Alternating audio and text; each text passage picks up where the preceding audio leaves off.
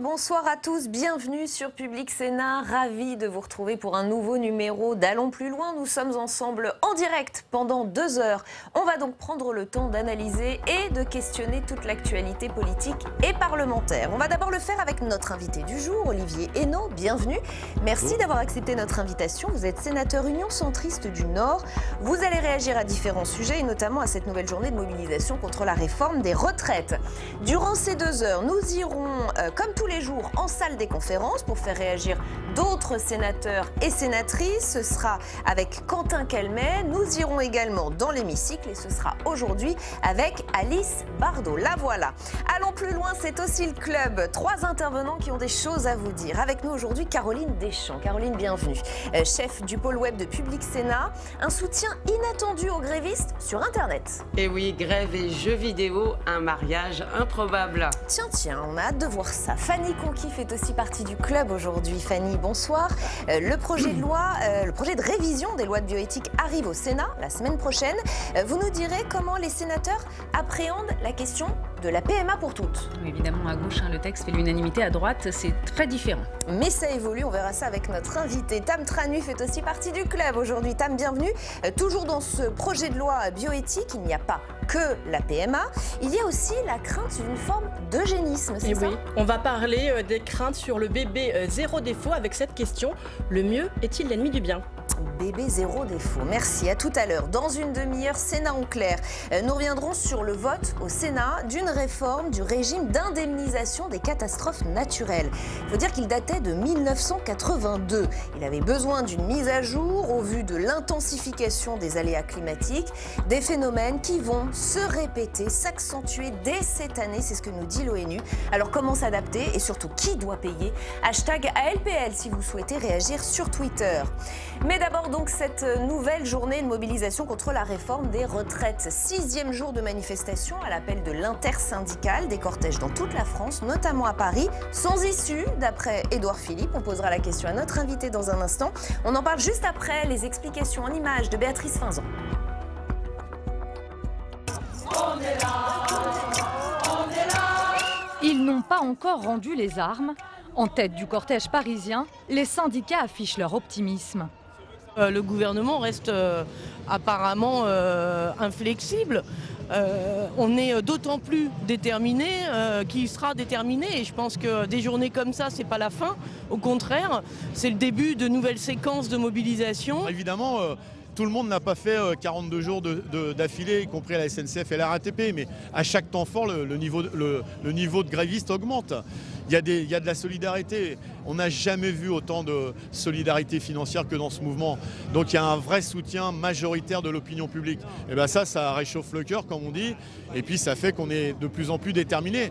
La solidarité, le leitmotiv de cette nouvelle journée de mobilisation, la 6e depuis le 5 décembre et le début de la contestation nationale. Quand les gens participent, ils sont vraiment très généreux.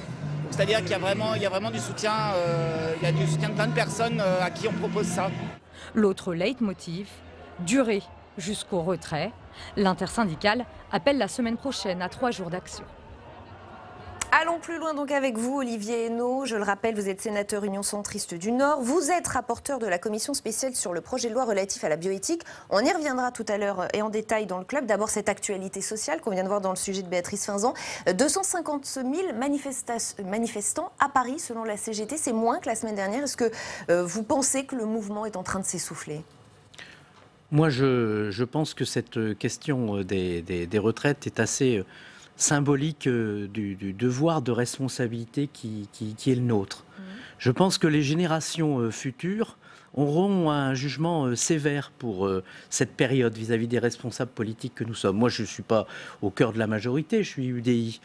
Et vous voyez, les générations à venir seront sévères sur la non prise en compte du réchauffement climatique, par exemple, ou sur la difficulté de réussir la transition par rapport aux énergies fossiles. Et les générations à venir, je crains qu'elles soient très sévères, et c'est pour ça que moi je me situe parmi ceux qui disent qu'il faut faire preuve de responsabilité. Si nous continuons à faire payer à crédit, donc sur le dos des générations qui viennent, nos retraites, nos soins, notre santé, c'est pas responsable. Ça. Donc les générations futures seront sévères avec les syndicalistes d'aujourd'hui ? Avec tous ceux qui prônent l'immobilisme. Vous voyez, les carrières, elles changent. Moi, mes enfants, ils n'auront pas forcément une carrière linéaire. Et donc, aborder le système par points paraît quand même adapté au monde qui vient. Alors, bien évidemment, il est légitime. Je comprends que des personnes s'inquiètent de savoir si elles vont conserver un certain nombre d'avantages qu'elles ont depuis longtemps. Et ces avantages sont une des raisons pour lesquelles elles font cette profession. Tout ça, c'est légitime. Mais on ne peut pas prôner l'immobilisme. Par ailleurs, on verra sur la bioéthique, il est évident qu'à la fois, on va continuer à améliorer la vie, continuer à vivre plus longtemps. Et comment on peut défendre alors de dire qu'on ne peut pas travailler plus longtemps dans un régime de répartition où ce sont les actifs qui payent pour les retraités? Voilà. Alors il faut expliquer, rien n'est parfait. Il faut travailler ensemble. Négocier. Moi, je salue par exemple l'effort de M. Berger, de la CFDT, de rechercher, de coproduire, d'aller même peut-être sur des sujets comme ça, sur une forme de cogestion, j'ose le mot. Mais il faut faire preuve de responsabilité et pas considérer que les décisions qui ont été prises en 1946 sont forcément inscrites dans le marbre jusqu'à la fin du XXIe siècle. Olivier Hainaut, la grève, on en parle aussi chez les jeunes internautes. C'est l'objet d'une chronique qui vient. C'est l'heure du club d'Allons plus loin.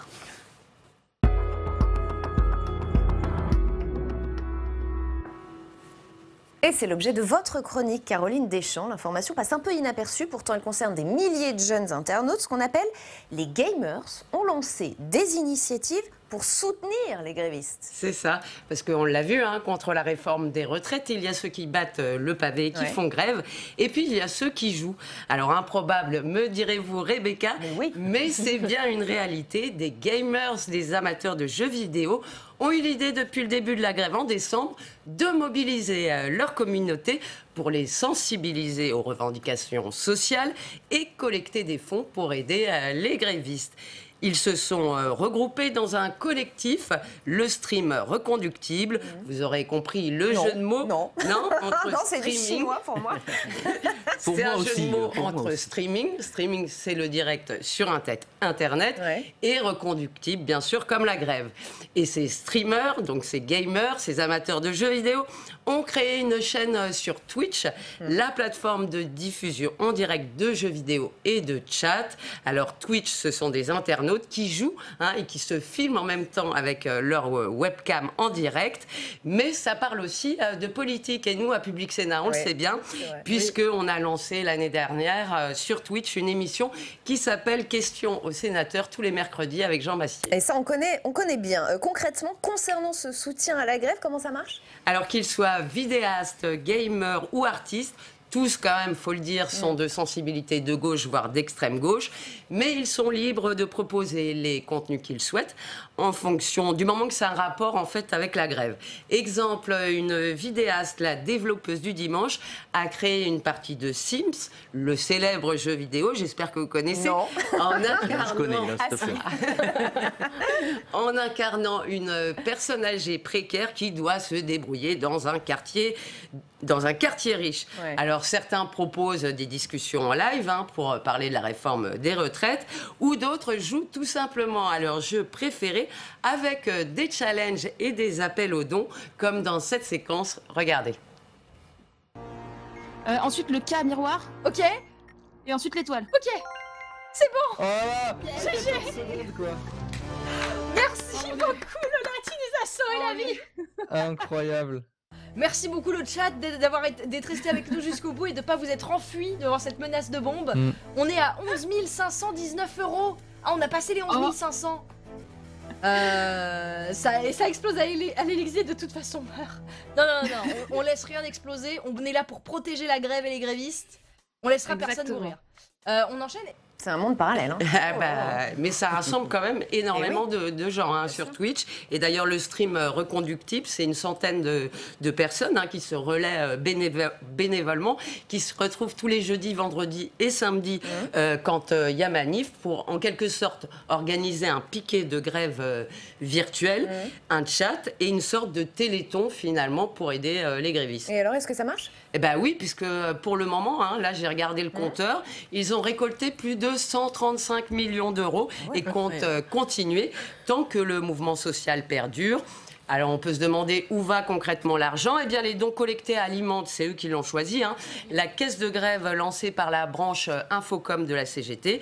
Selon le secrétaire général d'Infocom CGT, c'est le plus gros don qu'ils ont reçu.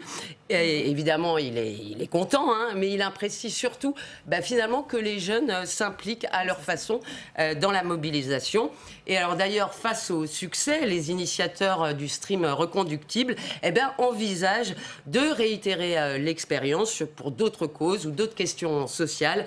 Ils ne sont donc pas prêts de battre en retraite, Rebecca. Olivier Henno, comment vous voyez cela ? Vous vous dites, après tout, c'est pas mal que des jeunes s'impliquent, quand bien même vous ne seriez pas d'accord avec la cause pour laquelle ils se battent. Alors je crois que c'est 135 000 euros et pas 135 millions d'euros. Ça me paraissait quand même considérable. Mais en fait, déjà 135 000, mais vous voyez, il y a dans ma commune, à Saint-André-les-Lilles, des jeunes qui jouent au serious game, on appelle ça comme ça. Moi je pense, même si c'est pas ma culture ou c'est pas forcément ma génération, mais tout ce qui participe, même quand on est d'un avis différent, à dépassionner le débat, à le dédramatiser et même à le rendre quelquefois plus léger, quitte à, sur la forme, quitte à sur le fond, à aller au fond des sujets, et durement parfois, eh bien je pense que ça fait gagner du temps et ça fait progresser. Et donc je les applaudis et je salue cette initiative, même si je ne partage pas le fondement de leur organisation. Olivier, on va donc aborder à présent ce sujet qui vous tient particulièrement à cœur, c'est ce projet de révision des lois bioéthiques dont vous êtes un rapporteur au Sénat.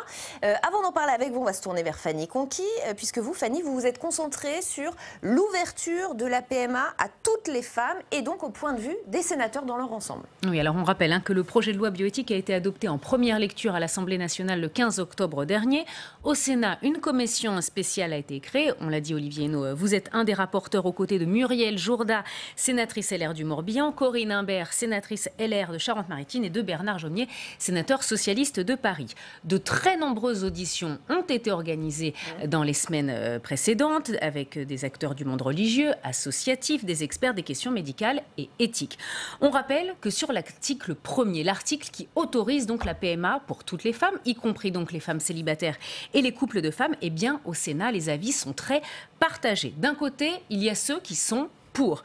Il y a évidemment une grande majorité de la gauche, mais aussi certains au sein du groupe LR. En effet, à droite, la question a divisé.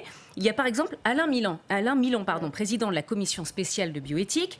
Il est tout à fait favorable à l'ouverture de la PMA pour toutes. Il est d'ailleurs même favorable à la GPA, la gestation pour autrui. Évidemment, il est très minoritaire dans son groupe. Et puis il y a aussi le président du Sénat, Gérard Larcher, qui s'est dit favorable à la PMA. Je vous propose de l'écouter, c'était en septembre dernier.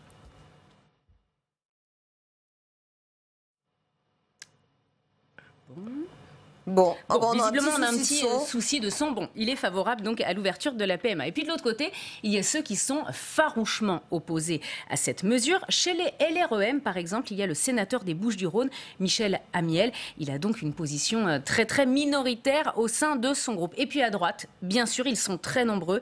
Muriel Jourda, par exemple, mais aussi Bruno Retailleau, président du groupe LR au Sénat. Écoutez, c'était en 2018. Déjà, il se prononçait contre. Je ne suis pas favorable, ce n'est pas une surprise, je le redis ce matin. Et puis, il y a le rapport à la technique.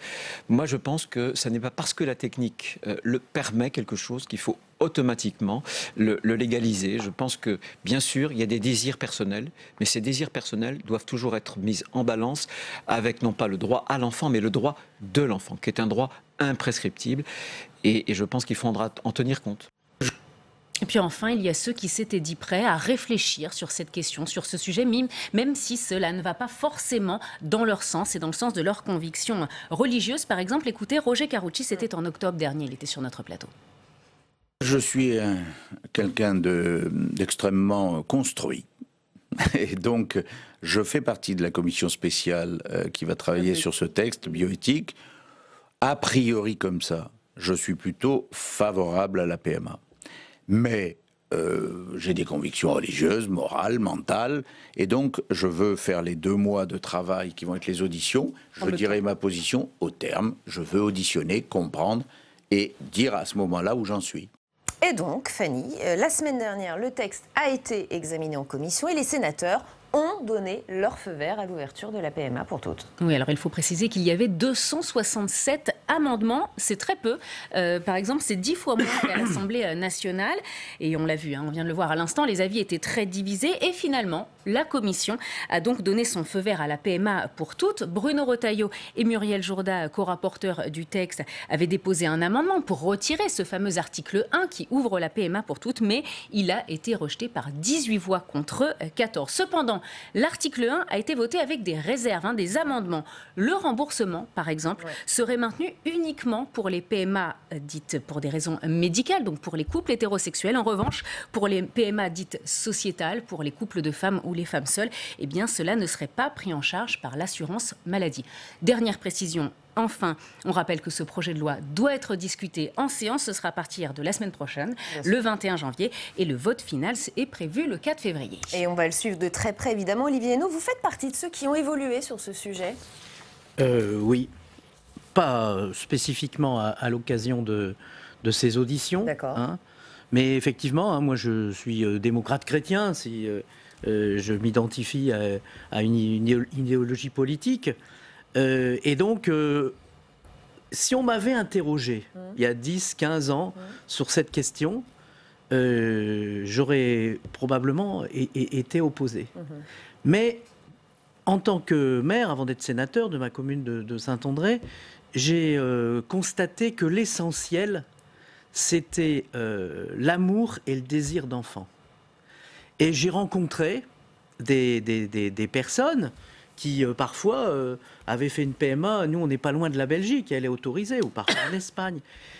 Et il m'a semblé que ces enfants étaient désirés et aimés, et que c'est cette connaissance du terrain qui fait que, voilà, je suis plutôt parmi les convertis, plutôt Saint-Paul que Saint-Pierre, parmi les convertis.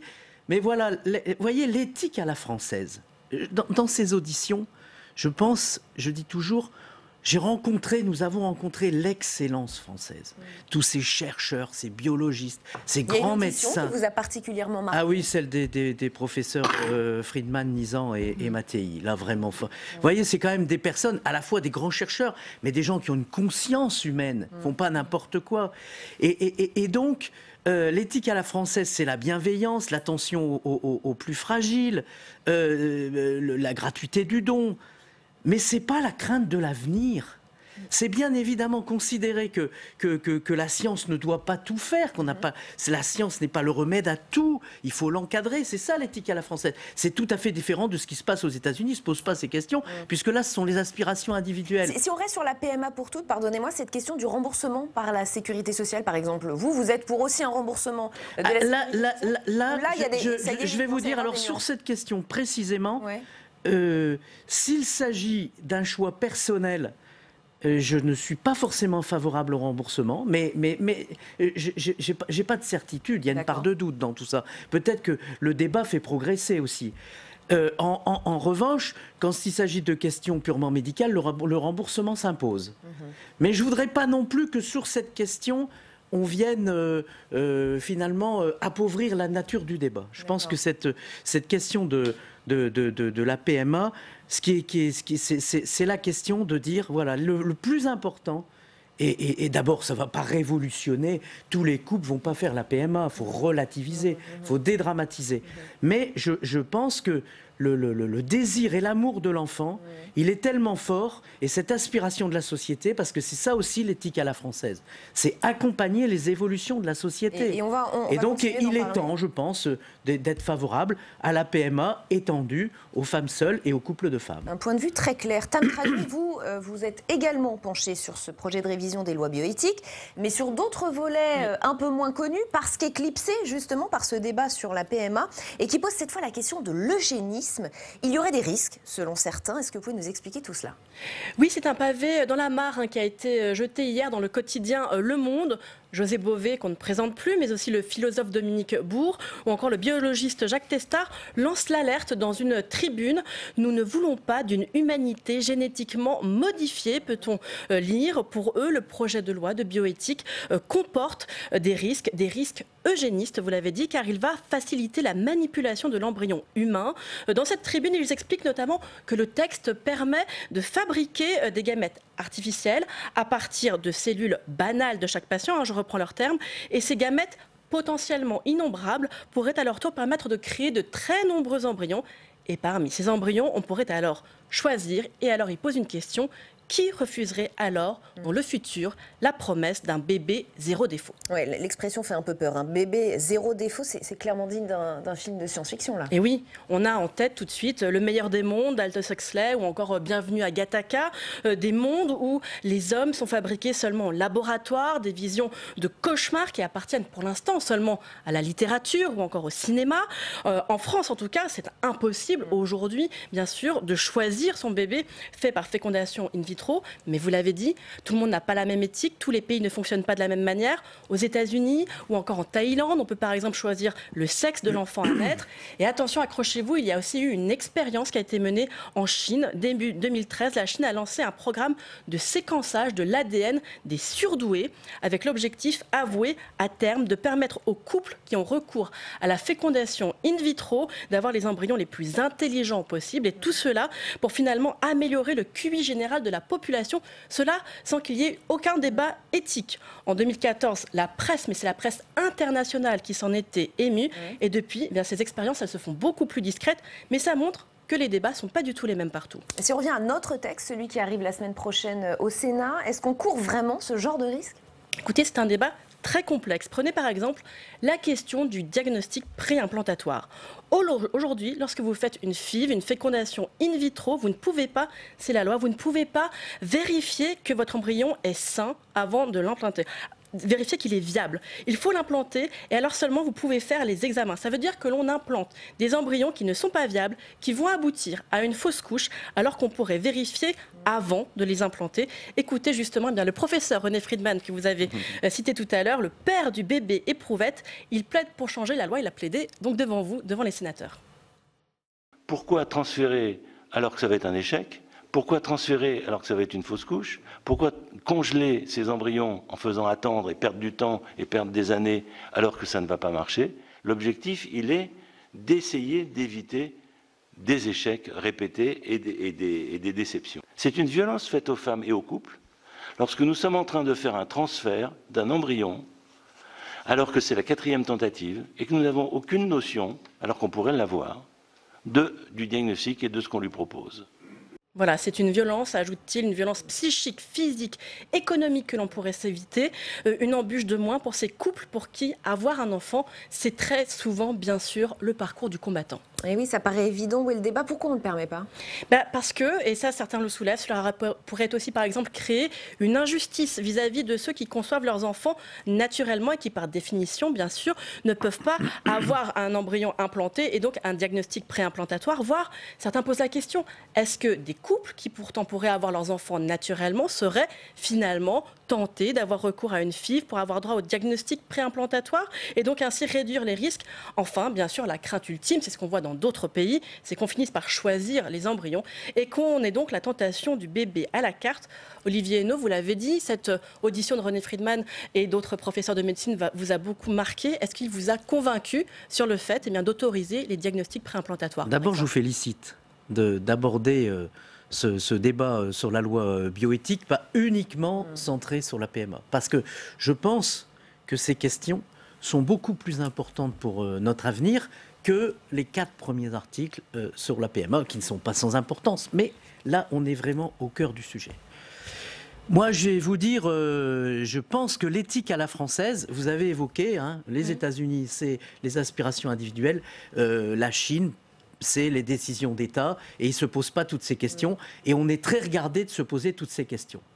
On est en avance, d'ailleurs. On est en avance, et on est regardé, et je pense qu'il y a une notion là, pour le coup, d'exception française positive.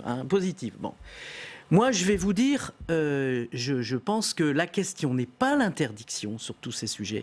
La question, c'est notre capacité à encadrer et à faire en sorte que toutes ces avancées scientifiques soient toujours humanisées. C'est-à-dire, sur l'intelligence artificielle, vous voyez, la rencontre des biotechnologies et de l'intelligence artificielle, c'est un monde, peut-être qu'on va vivre la fin de l'orthopédie froide, par exemple, et qu'on va avoir des cellules souches, au lieu de changer notre genou, notre hanche, qui vont réparer. C'est autorisé, mais encadrer et mettre des règles. Donc la question n'est pas pour moi d'interdire, mais de mettre des règles et de faire en sorte que ce soit le médecin qui ait toujours le dernier mot, et que ce soit toutes ces avancées, elles soient humanisées. Parce que comment on peut refuser à des femmes qui font des fausses couches à répétition d'avoir accès à cette possibilité? Comment on peut refuser à une famille qui a un enfant qui a la mucoviscidose d'être certain par le double diagnostic préimplantatoire, d'être certain que son enfant, le deuxième, non seulement n'aura pas cette anomalie génétique, mais qu'encore par une greffe, il pourra soigner son grand frère? On ne pourra pas interdire ça. C'est regarder c'est difficile, mais mettre la science au service de nos choix à nous, est-ce que c'est pas aussi C'est mettre la science, non pas au service de nos choix à nous, c'est mettre la science au service de l'amélioration de la vie. Il me semble que c'est toute la quête humaine, ça, depuis le début. L'amélioration de la vie, médecine, mais pas finalement bouleverser la vie. Quand vous abordez la question du Casper-Cas9 et de toucher au génome ou de mélanger les cellules humaines à des cellules animales, alors là, c'est non. Et là, il faut être impitoyable. Et d'ailleurs, les grands scientifiques qu'on a vus, ils sont d'accord pour qu'on encadre et qu'on interdise ça. Mais interdire ce qu'on ne pourra pas interdire au nom de dogmes me semble ne pas regarder l'avenir avec confiance. Voilà, il faut quand même, sur toutes ces avancées scientifiques, avoir conscience qu'elles peuvent améliorer la vie humaine. Alors, pas la bouleverser, d'accord, mais ne pas avoir peur de l'avenir. Moi, c'est comme ça que sur tous ces sujets, j'ai évolué à partir d'auditions, à partir d'écoute. Je ne suis pas scientifique. D'ailleurs, je crois que ça n'est pas un débat de scientifique. Ça n'est pas un débat ni de juriste, c'est un débat de philosophe. C'est un débat de citoyen et c'est comme ça qu'il faut l'envisager. Olivier Hainaut, on va continuer de parler des origines, pas génétiques mais géographiques. Cette fois, on va rejoindre Alice Bardot qui se trouve dans l'hémicycle du Sénat. Alice, examen d'une mesure assez symbolique aujourd'hui, mais qui pourrait finalement être une petite révolution. Et oui, Rebecca, et si les parents pouvaient décider de déclarer la naissance de leurs enfants là où ils habitent plutôt que là où ils sont nés. C'est en tout cas ce qu'ont voté les sénateurs il y a un instant dans l'hémicycle après avoir examiné une proposition de loi à l'initiative des sénateurs centristes. Ils sont partis d'un constat ou plutôt d'un chiffre alarmant. 99% des naissances ont lieu dans 1,5% des communes seulement. En cause, la fermeture d'un peu plus d'un tiers des maternités depuis 1996, ce qui contraint beaucoup de futures mamans, de moins en moins nombreuses à accoucher chez elles, à se rendre dans les maternités des grandes communes voisines où sont donc déclarées les naissances de leurs enfants. Conséquence donc, les territoires ruraux en pâtissent, une double peine certes symbolique pour ces petites communes déjà largement dévitalisées. Alors cette cause est chère aux sénateurs puisque c'est déjà la 4e fois depuis 1999 qu'ils proposent une telle mesure, en vain jusqu'ici, mais cette fois-ci le texte a pu être examiné en séance. Comme on a pu le constater tout à l'heure, et la commission des lois l'a largement modifié pour, je cite, sécuriser le dispositif prévu. Alors la rapporteure de la commission des lois, Agnès Canaillé, a également tenu à clarifier les choses sur un point précis. Il n'est pas question de modifier ce qui figure sur nos cartes d'identité. On l'écoute. Remplacer la mention du lieu de naissance sur les actes de naissance et les documents officiels par celui du lieu de déclaration de naissance n'est en aucun cas souhaitable. Une telle évolution reviendrait à complexifier considérablement l'état civil et serait un contresens juridique puisque l'identité de la personne repose sur son lieu de naissance et non sur celui de sa déclaration. Alors, la rapporteure Agnès Canaillet, si tous s'accordent sur la nécessité de voler au secours des petites communes, beaucoup ont soulevé les difficultés pratiques de la mise en place d'une telle mesure, dont le secrétaire d'État auprès du ministre des Solidarités et de la Santé, Adrien Taquet, on l'écoute. Il s'agirait en effet d'imposer aux communes de domicile des parents d'établir des actes de naissance pour des naissances ayant eu lieu dans une autre commune. Ces communes de domicile auront donc la charge de mettre à jour les actes ainsi établis à chaque événement nouveau. Un mariage, la conclusion d'un pacte civil de solidarité, un divorce, un changement de nom. Ces communes seront ainsi contraintes de recruter, de former des agents à ces nouvelles fonctions d'établissement et de mise à jour des registres de l'état civil. Elles devront également engager des coûts conséquents, cela a été évoqué, pour la mise en œuvre d'un traitement automatisé de données d'état civil. Pour toutes ces raisons, le texte prévoit donc que cette mesure soit expérimentée pour une durée de 3 ans, avant peut-être d'être pérennisée. Merci beaucoup Alice Bardot en direct de l'hémicycle du Sénat. Merci à vous Olivier Henno d'avoir passé cette demi-heure avec nous. J'espère que vous reviendrez sur ce plateau pour débattre des questions de bioéthique qui sont évidemment passionnantes et évidemment pas que sur la question de la PMA. Merci à toutes les trois d'avoir fait partie de ce club. Tout de suite, c'est Sénat en clair.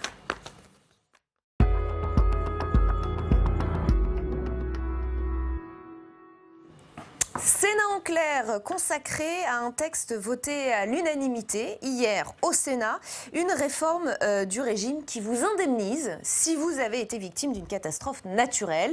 Il se trouve que la réglementation datait un peu, elle datait de 1982 et depuis, ça ne vous a pas échappé, les phénomènes météo extrêmes se sont intensifiés, accélérés. La question est quand même de savoir qui va payer et si les assureurs vont suivre. On va ouvrir ce débat après les premières explications de Flora Sauvage. Devant l'augmentation des catastrophes naturelles liées aux aléas climatiques, la proposition de loi socialiste vise à apporter une réponse concrète aux sinistrés. Un Français sur 4 est exposé à un risque d'inondation. Presque toutes les communes de France ont déjà été frappées par une catastrophe naturelle depuis 1982. La sécheresse et ses dommages diffus sur les constructions concernent la quasi-totalité du territoire national. Adopté à l'unanimité, moins une abstention, le texte crée un crédit d'impôt. Le but, permettre aux particuliers de déduire en partie les dépenses engagées pour prévenir les dommages dus à des catastrophes naturelles. Notre régime d'indemnisation des catastrophes naturelles a fait ses preuves, mais doit être adapté à l'évolution des risques. Nous l'avons observé depuis le début du quinquennat, avec l'ouragan Irma, les inondations dans l'Aude, la canicule qui a sévi cet été, ou plus récemment encore, les inondations dans le Var. Pour renforcer les droits des assurés, le texte allonge pour les dommages liés à la sécheresse de 2 à 5 ans le délai de prescription pour réclamer le versement d'une indemnisation et prévoit d'intégrer les frais de relogement d'urgence dans le périmètre de garantie des catastrophes naturelles. Nous voulons qu'il y ait une possibilité également d'appel des élus locaux, puisque c'est les élus locaux qui déclenchent la demande de catastrophes naturelles. Les sénateurs ont aussi voté pour le déplafonnement du fonds Barnier, le fonds de prévention des risques naturels majeurs, dont les recettes sont aujourd'hui plafonnées à 137 millions d'euros. Enfin, la Chambre haute a adopté à l'unanimité un sous-amendement de la sénatrice de Martinique, Catherine Conconne, qui reconnaît les échouages de sargasses comme catastrophe naturelle. Et je vous présente tout de suite les invités de Sénat en clair ce soir. Guillaume Arnel, bienvenue. Vous êtes sénateur RDSE de Saint-Martin, qui a évidemment connu une très grande catastrophe naturelle, Irma, il y a 2 ans. Vous êtes vice-président de la Commission des affaires sociales et vous êtes membre du Conseil d'orientation de l'Observatoire national sur les effets du réchauffement climatique. Mathieu Cuyp, bienvenue à vous également. Vous êtes secrétaire général de l'UDE, l'Union des démocrates et des écologistes. Mathieu Glachan, bienvenue, professeur d'économie de l'environnement à l'école Mines ParisTech. Et Olivier Moustakakis, bienvenue à vous également. Vous êtes cofondateur d'assureland.com, un comparateur d'assureurs en ligne. Merci à tous les 4 d'avoir accepté notre invitation. Guillaume Arnel, le régime d'indemnisation datait de 1982. Il était clairement temps de le réformer ? Ah, tout à fait, je le pense. Mais deux événements ou plusieurs événements nous ont conduits à le faire. Je pense que ce sont principalement les catastrophes du sud de la France, d'inondations, et puis plus particulièrement la sévérité du cyclone Irma sur les îles de Saint-Martin et Saint-Barthélemy en 2017. Ça a fait l'effet de déclic, vous voulez dire ? Je pense que ça a fait l'effet de déclic. Et bien entendu, la délégation sénatoriale aux Outre-mer s'est saisie de ce sujet en proposant deux rapports. Un rapport sur la partie prévention, alerte, etc.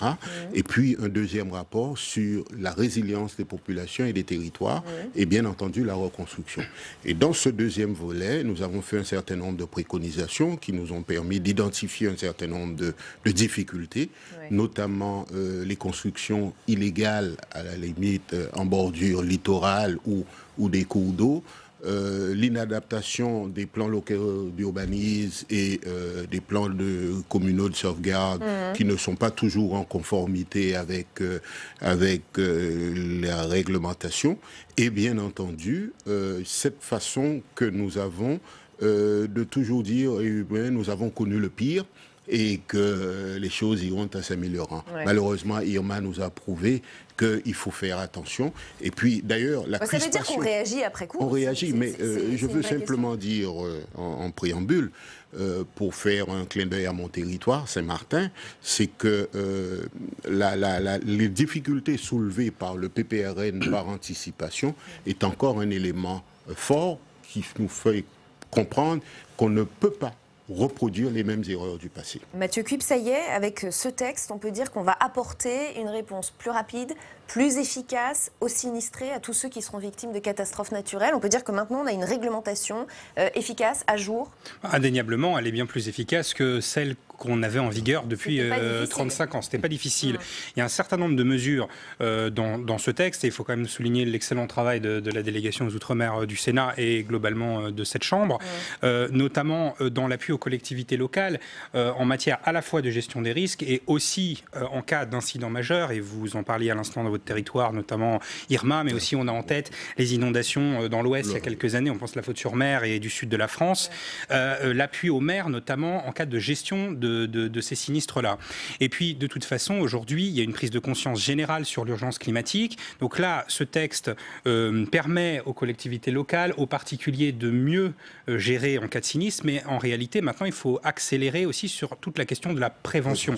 Prévention, bien sûr, sur les particuliers, prévention aussi sur les collectivités locales. Vous évoquiez les plans locaux d'urbanisme. Ça, c'est évidemment, à un moment, la responsabilité des élus, des collectivités territoriales, de bien regarder à ne plus construire en zone inondable, ou laisser construire du moins en zone inondable, et aussi à travailler sur la résilience des territoires et sur l'anticipation de ces risques qui de toute façon vont être croissants dans les prochaines années au vu de la vitesse du changement climatique, sur lequel aujourd'hui l'ensemble des grands gouvernements européens du moins sont au fait, mais les températures continuent d'augmenter. Olivier Moustakakis, puisque vous représentez un peu les assureurs sur ce plateau, c'est aussi un texte qui va poser plus de contraintes peut-être pour les assureurs. Comment vous le voyez, vous, ce texte ? Est-ce que vous vous dites, nous, on va avoir beaucoup plus de contraintes et du coup, on va peut-être augmenter les prix des assurances ? Alors, ce n'est pas plus de contraintes, mais il y a forcément une évolution de la législation qui va dans le sens, en effet, d'une meilleure protection, puisqu'il y a des garanties complémentaires,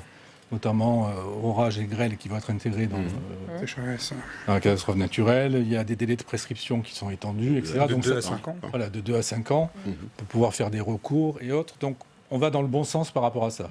Le vrai sujet, un assureur raisonne un peu mathématiquement et de manière basique. C'est un équilibre économique.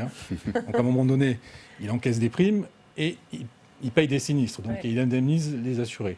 Donc, à un moment donné, si cet équilibre est rompu, forcément, il y aura une augmentation des taxes. Aujourd'hui, ce qu'il faut savoir... C'est ça qu'il faut dire aussi à nos téléspectateurs. Non, mais ça, c'est une réalité économique. Je veux dire, il ne faut pas être grand clair pour se dire que les taxes, si ça continue à augmenter, puisque les montants des dommages causés par les catastrophes naturelles étaient de 400 millions dans les années 80, aujourd'hui, on tourne environ en coûts globaux à 3 milliards à peu près par an. Donc au final, c'est quand même le citoyen et le sinistré qui paiera. De toutes les façons. La facture à la fin des temps, c'est l'assuré, c'est-à-dire c'est vous et moi qui allons nous acquitter forcément du paiement. Je vous redonne la parole dans un instant, Mathieu Cup, mais on va terminer ce tour de table avec vous. Mathieu Glachant, comment vous voyez cela ? Moi, ce qui m'intéresse le plus, c'est le mot prévention. Je suis content qu'il ait été prononcé très très rapidement. Parce que, en fait, depuis 82, puisque c'est la date de référence aujourd'hui, 82, il y a la prise de conscience du changement climatique, des risques qui augmentent et qu'on touche du doigt maintenant très souvent. Ça, c'est le premier phénomène. Mais il y a un deuxième phénomène, qui est que depuis 82, il y a eu aussi toute une migration interne en France. Et des phénomènes semblables sont observés aux États-Unis, où vous avez des gens qui habitaient le nord de la France, l'est de la France, qui déménagent vers les côtes, vers l'ouest, la côte atlantique, et puis vers le sud de la France. Et donc on a en ce moment, quantitativement, des centaines de milliers de personnes qui déménagent et qui vont s'exposer plus fortement aux dommages climatiques. Et donc il y a là un espèce d'effet de ciseau. Qu'est-ce que vous voulez dire, que c'est presque irresponsable de faire ça ? Non, c'est pas irresponsable. Ils vont chercher le soleil, la mais mer. ils vont trouver le soleil, mais ils vont aussi trouver les vagues de chaleur, et ils vont trouver aussi des orages méditerranéens et des inondations. Et donc il faut qu'ils soient prévenus, c'est ça que vous voulez dire ? Alors, qu'ils soient avertis et qu'ils aient compris les risques ? Alors, c'est évident que du point de vue de la prévention, l'approche la plus évidente, c'est celle de l'information des populations. Et donc ça, de mon point de vue, c'est essentiel. Le deuxième point, c'est des collectivités locales, on l'a dit, qui du point de vue de l'urbanisme, de l'aménagement du territoire, ont des décisions qui sont en conformité avec les risques et avec ces mouvements de population. Et de ce point de vue-là, c'est pas facile, j'ai l'impression, moi je ne suis pas un élu, mais il me semble que les forces politiques rendent cet exercice difficile. Vous avez des nouvelles populations qui arrivent, vous êtes un village provençal, vous avez votre population traditionnelle sur la colline, vous avez une nouvelle population qui arrive. Vous devez construire. Vous devez construire. Vous construisez où ? Le foncier est rare, vous le construisez en bas de la colline. Vous avez même des populations qui adorent finalement mettre leur maison le long de la rivière parce que c'est beaucoup plus plaisant l'été quand il n'y a pas d'inondation d'être là. Il y a toute cette pression sociale qui est là. On participe tous à ce phénomène. Et voilà, et donc il y a des vrais choix de société à faire dans les années qui viennent. Mathieu Cup. Pour prolonger ce que disait notre ami assureur tout à l'heure, c'est aussi dans le texte une mesure de crédit d'impôt justement pour la prévention des risques pour les particuliers et les moyennes entreprises, mais il faut prolonger cet effet, notamment en favorisant des mesures pour les collectivités territoriales, puisqu'elles ont souvent en réalité la première responsabilité de la question de la résilience, de la prévention des risques à la fois sur le littoral, à la fois en montagne et évidemment dans le sud de la France, les vagues de chaleur, etc. Et donc je pense que les sécheresses bien sûr, et donc la question de la V2 au fond du texte et de l'amélioration dans le cadre de la navette parlementaire, ça pourrait aussi être quelque chose de cet ordre-là. Alors ça ne vous a évidemment pas échappé, l'ONU a tiré la sonnette d'alarme il y a tout juste 2 jours, je cite, « Nous nous attendons à voir beaucoup de phénomènes météorologiques extrêmes en 2020. » cette année, et dans les décennies à venir, alimentés par des niveaux records de gaz à effet de serre qui retiennent la chaleur dans l'atmosphère. Déclaration du secrétaire général de l'Organisation météorologique mondiale, Petteri Talas. Est-ce qu'on est prêt à affronter cela? Je vais évidemment vous poser la question dans un instant. On va d'abord interroger Jérôme Bignon, le sénateur Les Indépendants de la Somme, est en salle des conférences avec Quentin Calmet. Bonjour Jérôme Bignon, vous êtes sénateur Les Indépendants de la Somme. On a vu cette proposition de loi qui réforme le régime d'indemnisation en cas de catastrophe naturelle être adoptée à l'unanimité hier à l'unanimité des groupes politiques. Qu'est-ce que ça signifie cette unanimité politique ? Ça signifie qu'il y a un problème et que tout le monde l'a compris de la même façon et qu'on essaye de le régler de la même façon, ce qui est plutôt intelligent.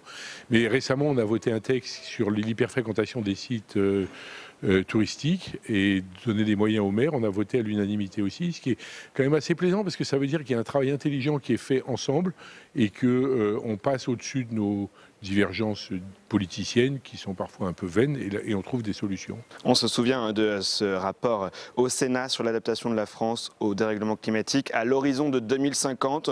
Est-ce que selon vous, on va assez vite dans cette adaptation, notamment du droit ?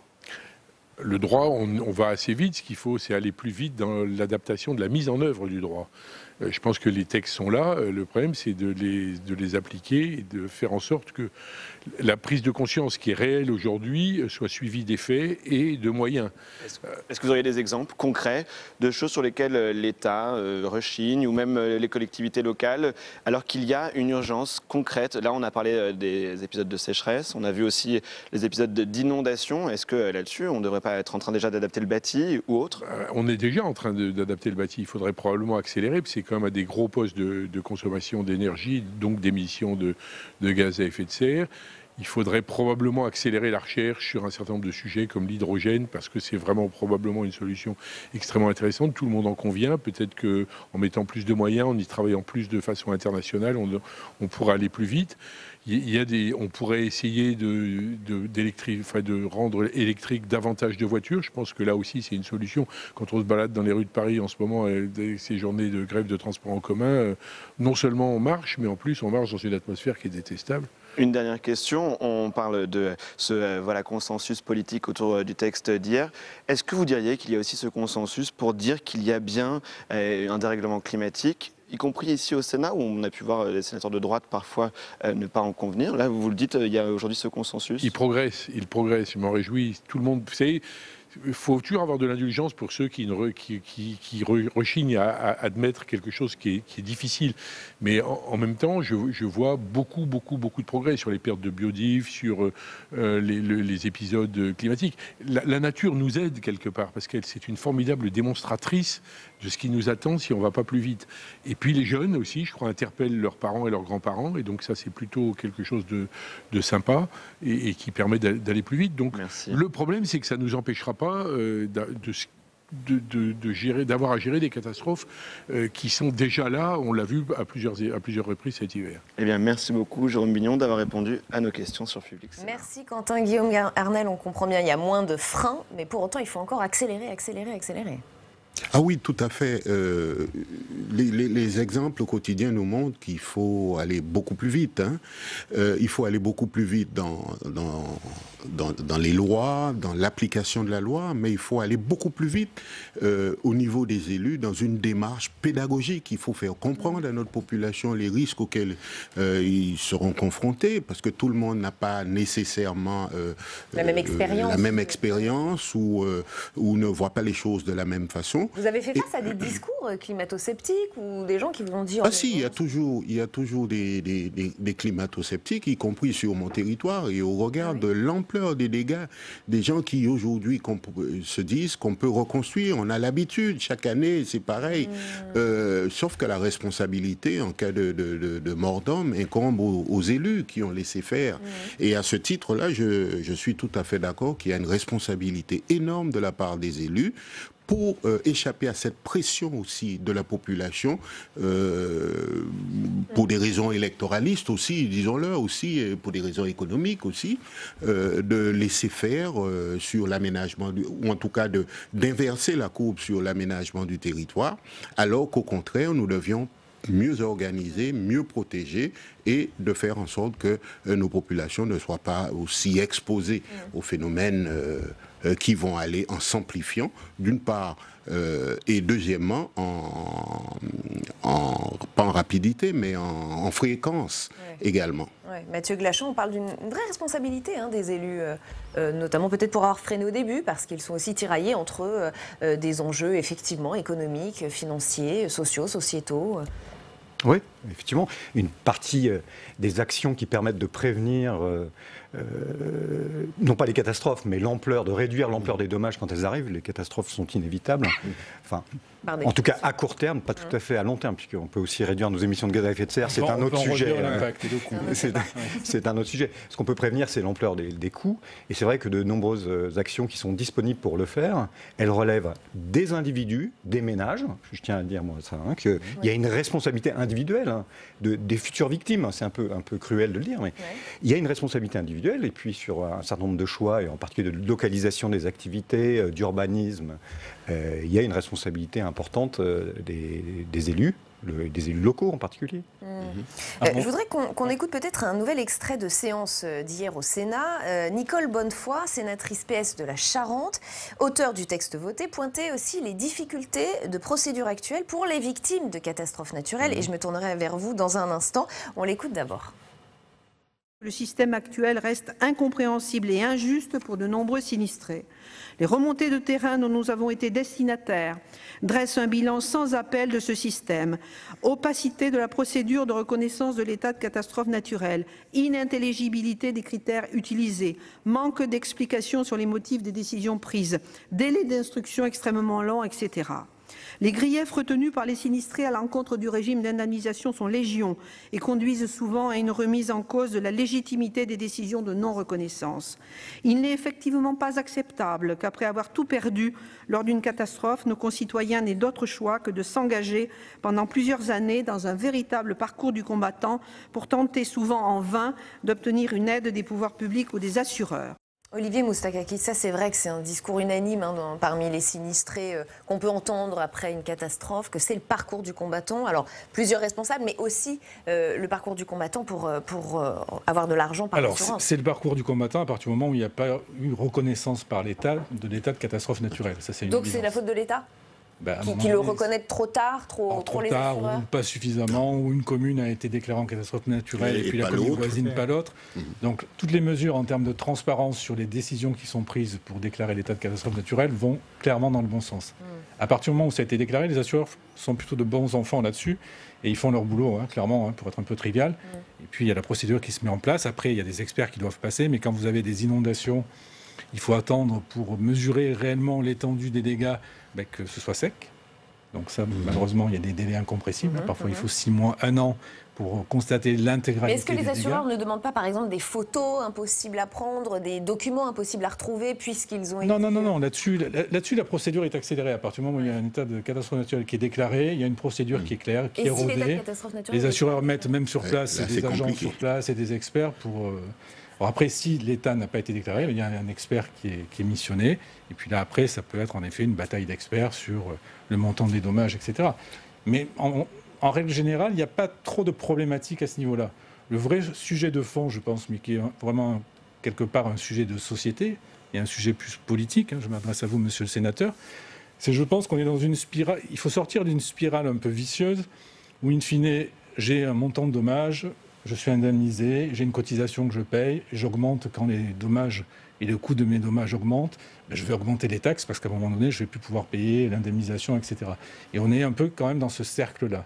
Et il faut sortir un peu de ce cercle-là pour justement mettre en œuvre ce que vous disiez très justement, toutes les mesures de prévention, parce que on ne s'en sortira que par rapport à ça. Ça ne fait aucun sens de continuer à payer, indemniser des dommages qui vont augmenter, les primes d'assurance vont augmenter. La prime de catastrophe naturelle est quand même passée de 5% à 12%. Et donc demain, elle sera à combien ? À 24 ? À 30 ? À 40% si les catastrophes continuent à s'empiler ? Donc à un moment donné, ce qu'il faut faire, et là c'est un vrai choix politique, c'est prendre des décisions fortes en termes d'urbanisation, parce qu'on paie le fruit de 30 années d'urbanisation inepte et sauvage. On a construit n'importe où, n'importe comment, et parfois à dessein aussi, on l'a fait à dessein pour des questions financières. Donc à un moment donné, il faut sortir de ce schéma-là. Il faut, dans l'urgence, mettre en place des vrais plans d'urbanisation, des vrais plans de prévention, indemniser les gens avec le fonds Barnier qui avait été constitué et utiliser vraiment cet argent-là. Qui va être déplafonné avec ce texte. Et utiliser vraiment cet argent-là 137 millions d'euros, par rapport à cette véritable mission, c'est-à-dire indemniser les gens qui ont exproprié les terrains qui sont en zone inondable, indemniser les gens et reconstruire dans des zones constructibles. Voilà. Et le vrai sujet, il est là. Il faut sortir de je paye une cotisation, je suis indemnisé et j'augmente la cotisation quand les dommages augmentent. C'est une spirale qui est assez infernale. Oui, sauf que cette fois-ci, dans la loi, il y a un dispositif qui précise aussi que les indemnisations doivent servir aujourd'hui à augmenter la résistance du bâti. Hein? Donc, je crois que ça, c'est un premier élément. Le deuxième élément qui me semble important aussi, c'est que effectivement, jusqu'à présent, nous avions un montant qui était prélevé sur les taxes d'assurance d'à peu près 200 millions. Et depuis 2015, les dépenses commencent à être supérieures aux recettes. Hein? Donc il faut trouver d'autres palliatifs. C'est vrai que les assureurs ont la possibilité de se réassurer à la Caisse centrale de réassurance et qui, de son côté, est garantie de façon illimitée par l'État. Mais l'État, c'est notre argent. L'État, c'est notre argent. Et l'illimité aura très nécessairement dans les années à venir une limite, parce qu'aujourd'hui, aucun État ne peut garantir de façon illimitée. Mais ça me ramène à une remarque supplémentaire, s'agissant de mon territoire, parce que je ne peux pas laisser ça passer sous silence. Le fait, effectivement, qu'une très faible proportion de mes concitoyens s'assure, par rapport à la métropole. C'est 98, 97, 98% ici. Chez moi, c'est 47, 48%. Donc, il faut aussi que les élus prennent ça, et l'État et tous les partenaires prennent aussi à bras-le-corps, d'une part, d'inciter nos populations à construire en respectant les règles, à ne pas construire dans les zones inondables. Et des aides à l'assurance ? Et également une certaine pédagogie à s'assurer, parce que toutes ces personnes qui sont Il faut avoir les moyens. Oui, il faut avoir les moyens, mais... C'est souvent par manque de moyens qu'ils ne le font pas. Non, on a remarqué que les gens se disent... je prends le cas de mon territoire. Oui, nous avons eu l'UIS en 95. 20 ans plus tard, on dit, écoutez, vous vous rendez compte de ce que vous avez pu économiser en termes. C'est comme ça que les gens raisonnent.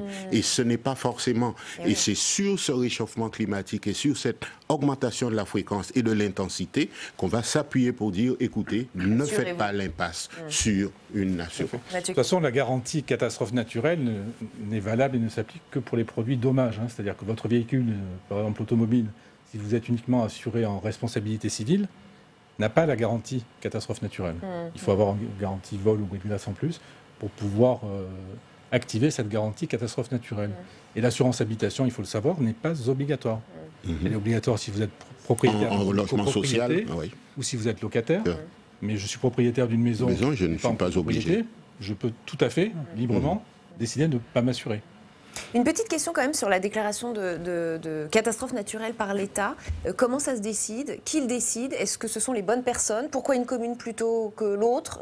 Comment on peut... Et ça évolue puisqu'a priori on va intégrer les élus dans cette... C'est pour ça qu'on demande de changer la gouvernance. La gouvernance, elle est justement améliorée dans cette réforme, puisque aujourd'hui, le comité qui se réunit et qui décide si oui ou non catastrophe naturelle il y a dans un territoire touché, il est composé de différents représentants des ministères de la transition écologique, de l'intérieur, de l'égalité des territoires. Alors le nom du ministère a changé récemment.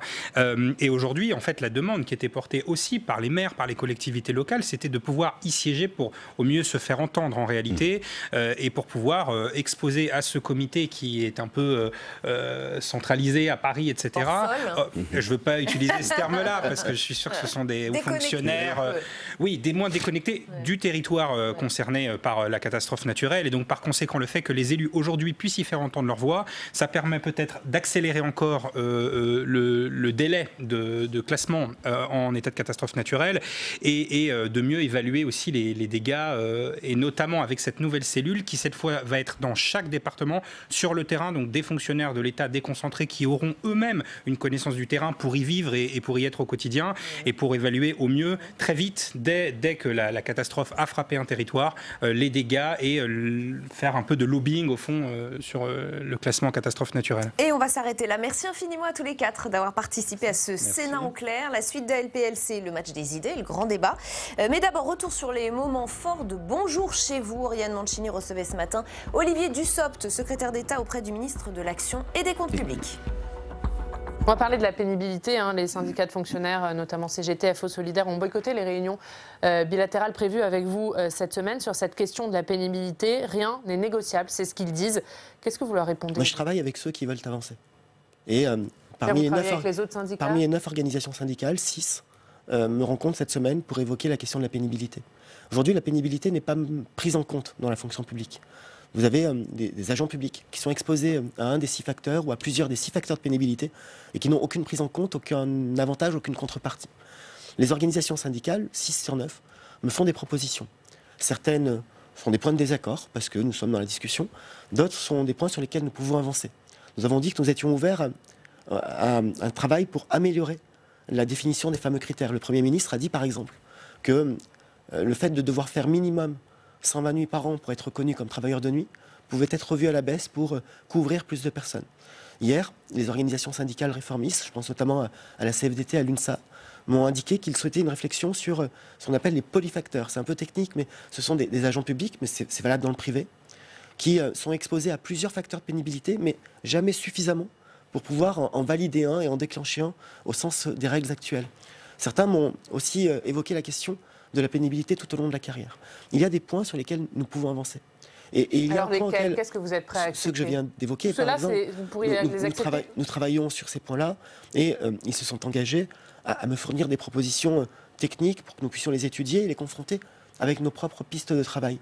Nous allons permettre une mesure, et je sais qu'ils y sont attachés pour les syndicats que j'ai cités, la mesure individuelle de la pénibilité. C'est-à-dire qu'aujourd'hui, dans la fonction publique, vous pouvez avoir parfois certains dispositifs de départ anticipé, non pas par rapport au métier que vous exercez au quotidien, mais par rapport au fait que vous appartenez à un corps ou à un cadre d'emploi, de manière indistincte. Et si vous n'appartenez pas à ce corps et que vous exercez un métier pénible, là, vous n'avez pas de contrepartie. Le fait de regarder cela de manière individuelle va permettre à des agents publics qui aujourd'hui ne sont pas couverts d'être mieux protégés, d'être mieux accompagnés. Et je vais accompagner cela parce que parfois, le calendrier fait bien les choses. Dans son travail propre à la fonction publique, le Premier ministre, Édouard Philippe, m'a demandé de lui présenter pour le mois de mars un plan santé au travail dans la fonction publique. C'est une première en la matière.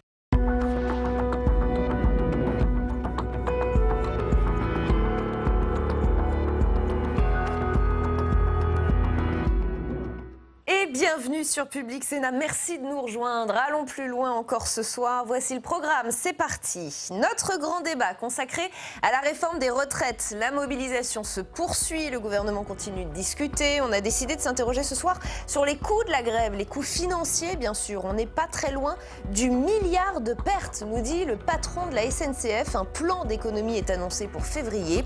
Les coûts financiers mais aussi les coûts et les conséquences en termes d'image. La CGT de Philippe Martinez en sortira-t-elle gagnante ou perdante? Hashtag ALPL si vous avez envie de réagir sur Twitter. Durant toute l'émission, nous irons également en salle des conférences pour recueillir les réactions des sénateurs et des sénatrices. Ce sera avec vous, Quentin Calmet. Bonsoir Rebecca, à mon micro dans un instant, Pascal Salvoldelli, sénateur communiste du Val-de-Marne. On va revenir sur la une du point consacré au leader de la CGT qui effectivement fait couler beaucoup d'encre depuis ce matin. Merci Quentin, à tout à l'heure. Mais d'abord, notre match des idées, confrontation de points de vue ce soir entre Florent Vadillo et Patrick Maisonneuve. Nous reviendrons sur le cas de Ségolène Royal. Il y a l'enquête du parquet national financier et puis il y a les attaques dont elle fait l'objet sur son devoir de réserve en tant qu'ambassadrice des pôles. C'est ce deuxième point qui va nous intéresser tout particulièrement ce soir, le devoir de réserve. Est-ce que ça veut dire neutralité absolue, silence ou interdiction de critiquer le pouvoir en place? On va ouvrir la discussion avec nos spécialistes dans un instant. D'abord le rappel des faits avec Sandra Cerquera. Ségolène Royal, qui dans quelques jours sera officiellement l'ancienne ambassadrice des pôles, a choisi de ne pas partir sans rien dire. Et c'est d'ailleurs ce qu'on lui reproche. Sur sa page Facebook, l'ex-ministre de l'écologie annonce avoir été licencié par un courrier du Quai d'Orsay, lui demandant de taire ses critiques, la menaçant de mettre fin à ses fonctions. Le gouvernement est unanime, Ségolène Royal a manqué à son devoir de réserve. La diplomatie, c'est une mission, la politique, c'en est une autre. Quand on est nommé par le président de la République à des postes aussi importants, un devoir de réserve s'impose. Et quand on veut faire de la politique, on doit faire de la politique. Et qu'elle ignore la différence entre faire de la politique et faire de la diplomatie, qu'elle méconnaisse ce qu'est la neutralité de la fonction publique, je crois que c'est parfaitement inacceptable. Je le regrette, même si j'ai beaucoup d'admiration pour son parcours politique. Ségolène Royal sera licenciée le 24 janvier prochain en Conseil des ministres, mais elle n'a pas l'intention de retenir ses critiques contre le gouvernement et d'y vouloir garder sa liberté de parole. Patrick Kanner se dit heureux de revoir l'ancienne ministre dans une totale opposition. Aujourd'hui, que Ségolène puisse reprendre toute sa liberté d'expression est un plus pour la gauche dans ce pays. Elle a été séduite, comme d'autres, par Emmanuel Macron. Elle revient en tant mieux de cette séduction. On a besoin d'elle, comme de beaucoup d'autres, qui peuvent aujourd'hui marquer le terrain à gauche dans ce pays. Ségolène Royal est aussi soupçonnée d'avoir mis à contribution les moyens et l'équipe mis à disposition dans le cadre de son mandat d'ambassadrice pour la promotion de son dernier livre. Le parquet national financier a ouvert une enquête préliminaire.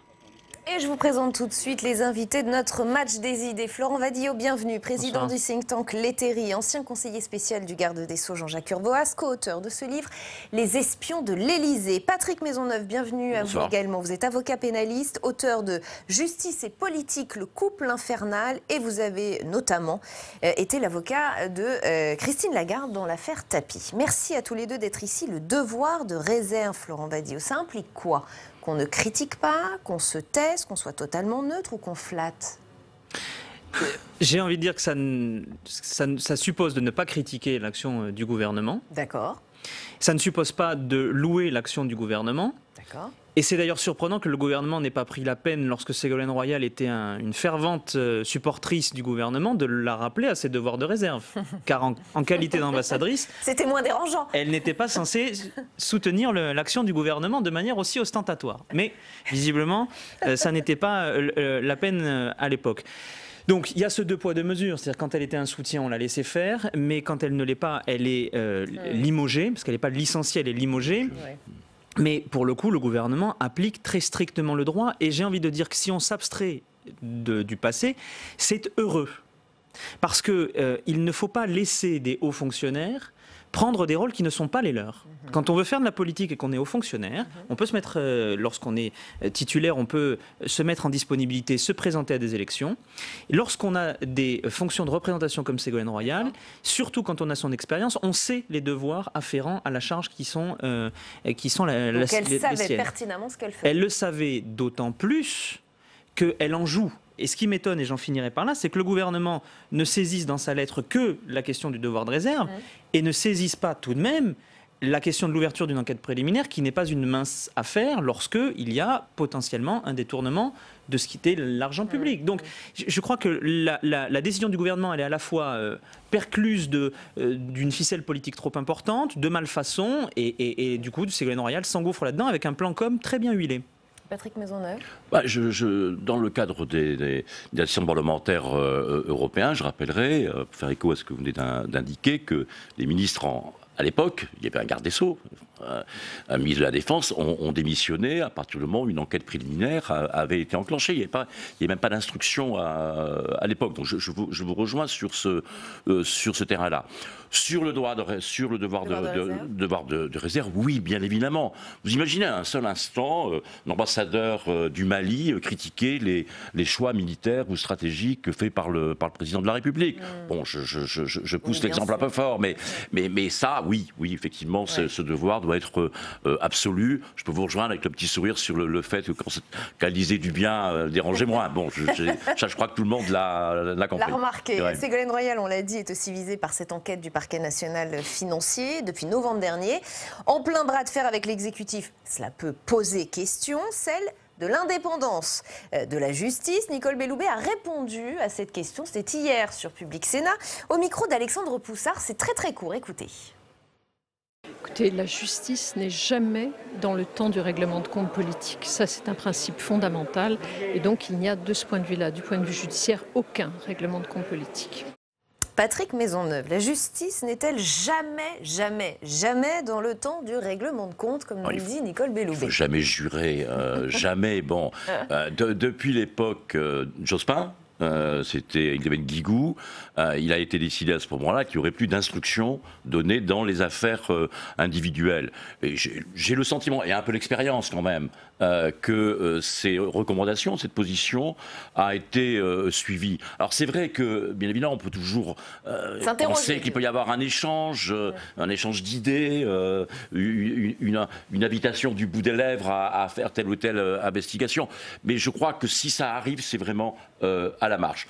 J'observe quand même une chose qui est importante, c'est que l'enquête préliminaire en ce qui concerne Mme Ségolène Royal, c'est le 19 novembre. Oui. Parce qu'à partir du moment où cette enquête préliminaire a fait l'objet d'une publicité, au même moment de la lettre qu'elle a reçue du Quai d'Orsay, on a lié bien évidemment les deux et on a dit l'Élysée a dû commander l'enquête préliminaire. Dans la chronologie, c'est avant. Et vous savez, aujourd'hui, le pouvoir politique prendrait d'énormes risques à intervenir dans un processus judiciaire, dans un processus d'enquête. Il y a une vraie transparence. Je vous rappelle l'histoire Fillon et du secrétaire général Jean-Pierre Jouyet à l'époque. C'est sorti dans la presse très vite. La presse est très attentive, très vigilante sur ce terrain-là. Donc c'est un risque politique de s'engager dans cette voie qui est ancienne, qui a existé. Parce que moi, je ne suis malheureusement plus un jeune avocat et donc j'ai connu les grandes époques où il y avait effectivement des instructions et des demandes politiques qui étaient fraudulentes,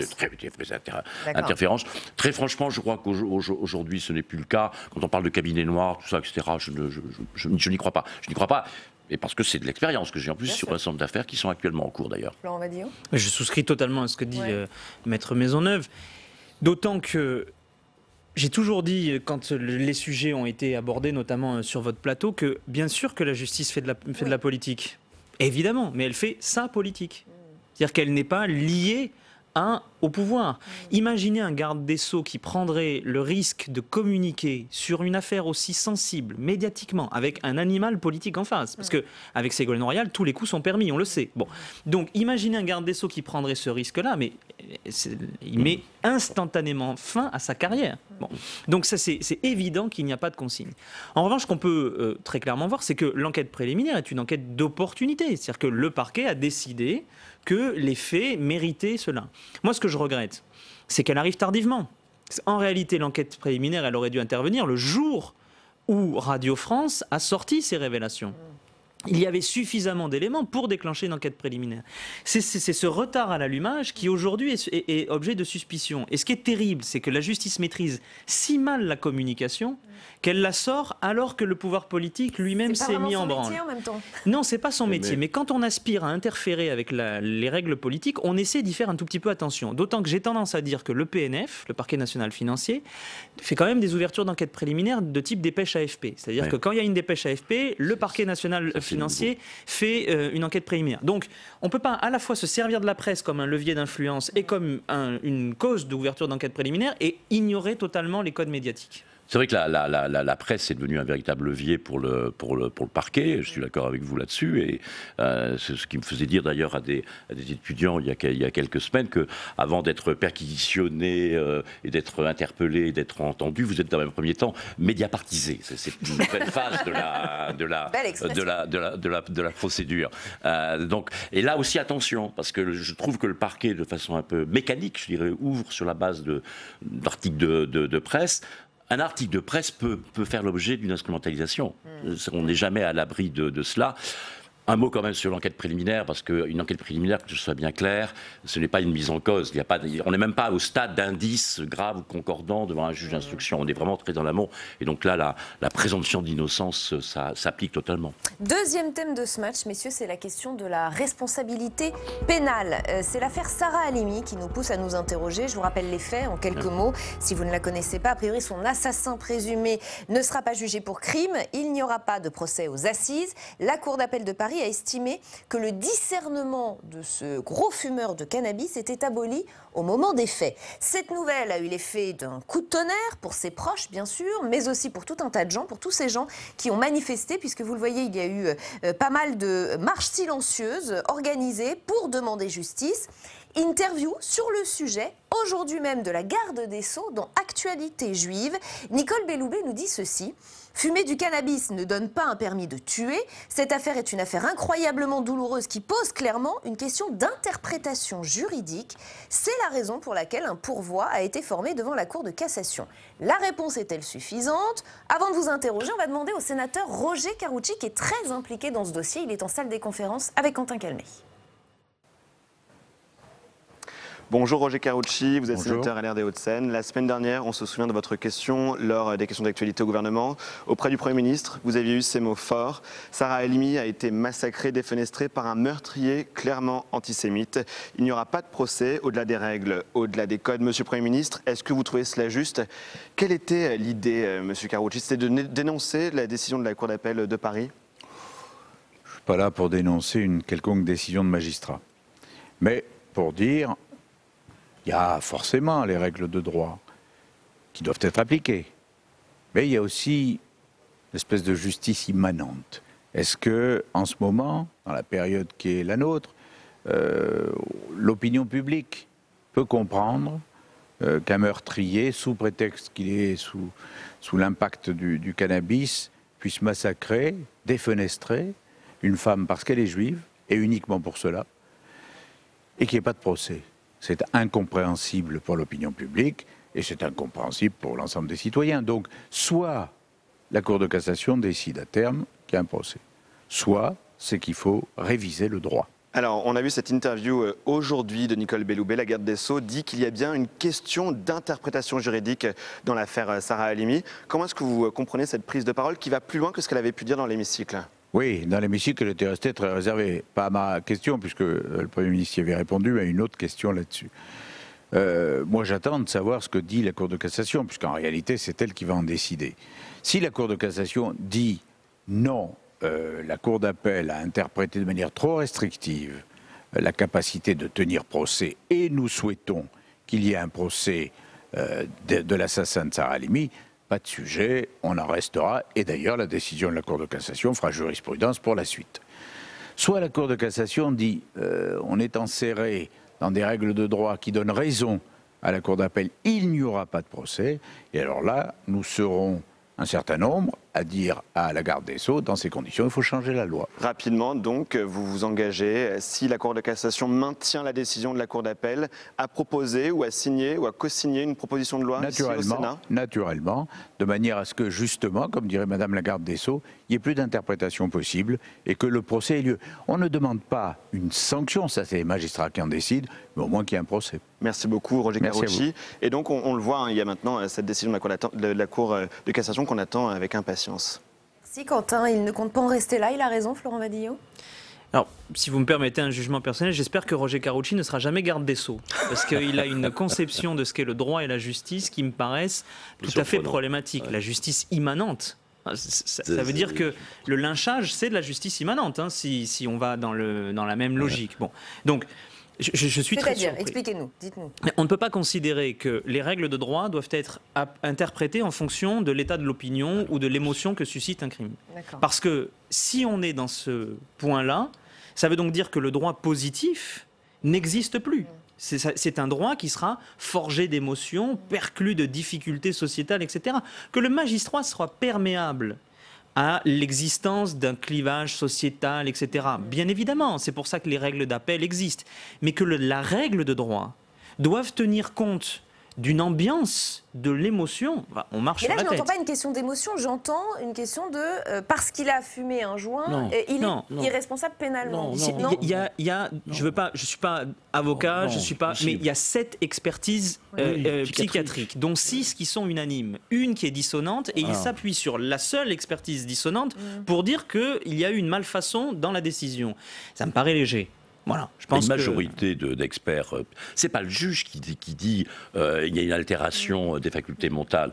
Ce sont des experts psychiatres et un collège d'experts psychiatres, plusieurs collèges d'experts psychiatres qui sont arrivés à cette conclusion. C'est pas parce qu'il a fumé du cannabis qu'il a une altération des facultés mentales qui ne peut pas être jugée, parce que si c'était ça, vous allez vider les prisons. Tous ceux qui fument du cannabis, bien sûr, sont tout à fait responsables de leur acte. Sont responsables de leur acte. Mais cette altération, elle est constatée sur un plan médical. Pourquoi ?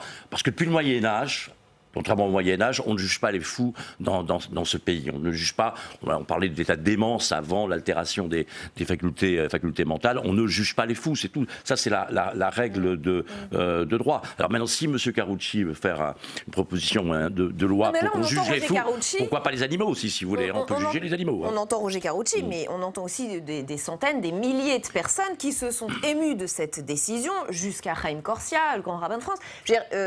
Alors, ils sont désinformés, mal informés, ils remettent en question les experts, ils ont tort. Comment vous expliquez ça ? Il est évident que dans ce dossier-là, l'émotion prend le pas sur l'analyse des faits. Oui. Et j'ai envie de dire que ça soit le rôle d'une communauté religieuse ou d'un responsable politique, très bien.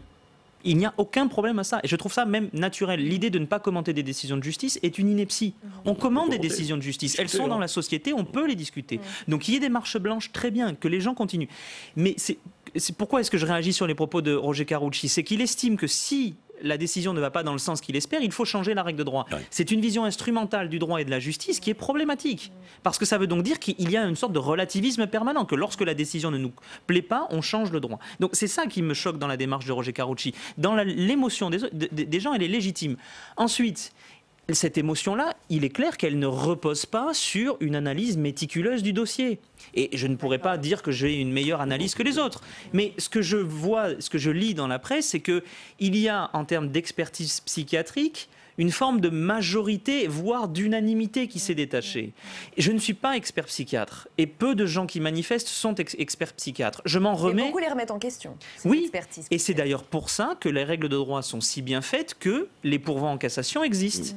Et que si la Cour de cassation, l'appel, puis le pourvoi la cassation estime qu'il y a eu soit une malfaçon sur l'application des règles de droit, soit une erreur d'appréciation pour la Cour d'appel, eh bien, dans ce cas-là, les juridictions d'appel... Est-ce que ça aurait pu arriver, pardonnez-moi d'être très concrète, pour un homme qui serait l'auteur d'un attentat qui aurait fait des dizaines de morts ? Est-ce que oui, parce qu'il aurait été jugé d'un point de vue psychiatrique, altération de ses facultés mentales, voilà, plus que dérangé, il aurait pu ne pas y avoir de procès. Absolument, mais il faut quand même savoir une chose, c'est que compréhensible pour l'opinion.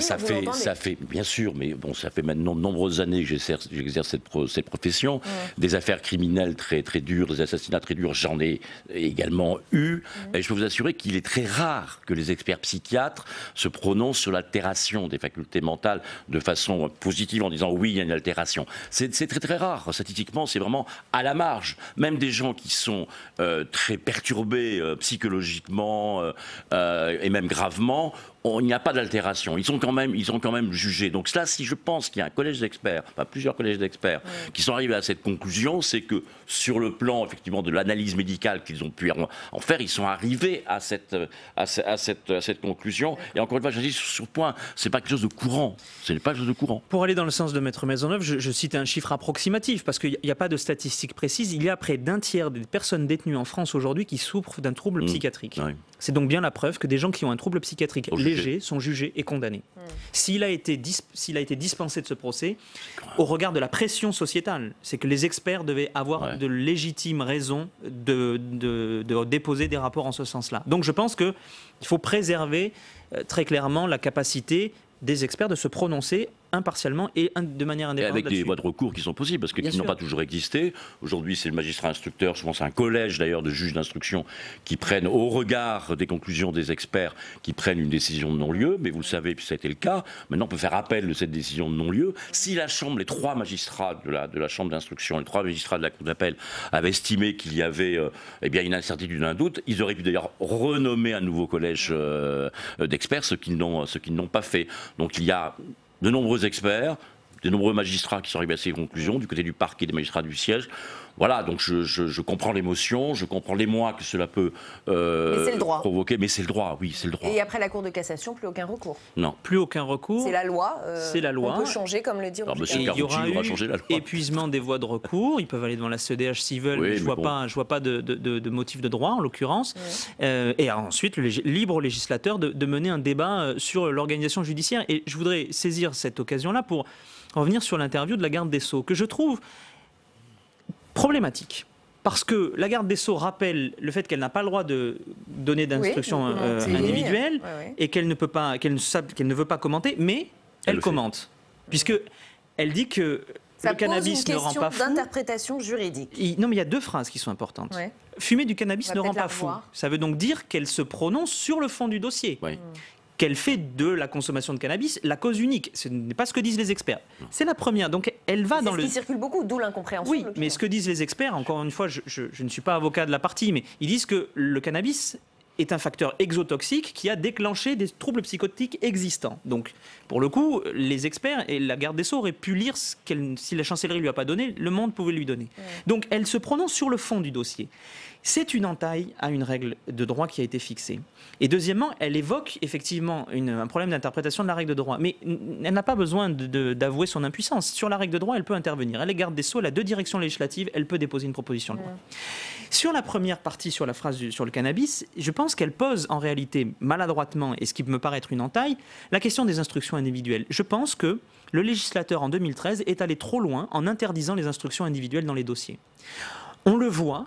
C'est un principe de rationalisation de la démocratie et en soi c'est bien que le pouvoir politique n'interfère pas dans les dossiers. Mais si on sort de cette affaire-là, prenons l'exemple des affaires des prothèses PIP. Oui. Pourquoi est-ce que, sur un problème de santé publique, le garde des Sceaux ne pouvait pas donner une instruction dans le dossier parce qu'elle défendait elle n'accusait pas une personne, elle défendait un intérêt supérieur.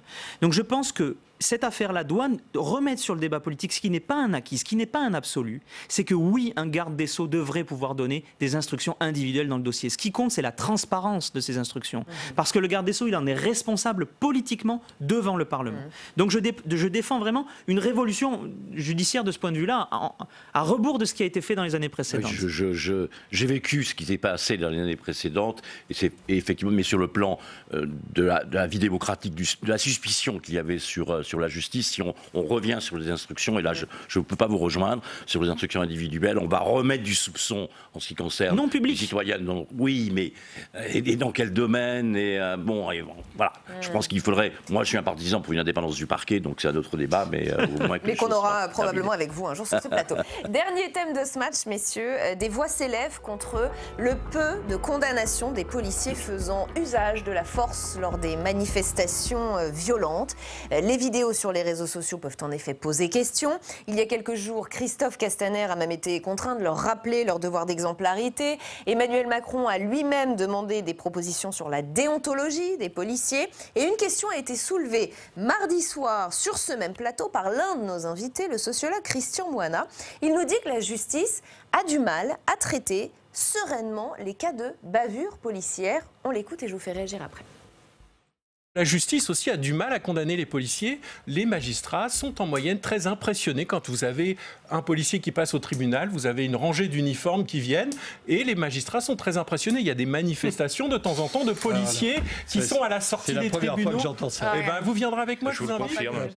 Patrick Maisonneuve, est-ce que c'est compliqué pour la justice de traiter de ces cas particuliers de ce que certains appellent des violences policières, des bavures? Je ne le pense pas. Alors, il y a une chose quand même, c'est que les magistrats travaillent avec des fonctionnaires de police ou des fonctionnaires de gendarmerie. Donc il y a historiquement un lien, ils sont amenés à échanger, être en contact.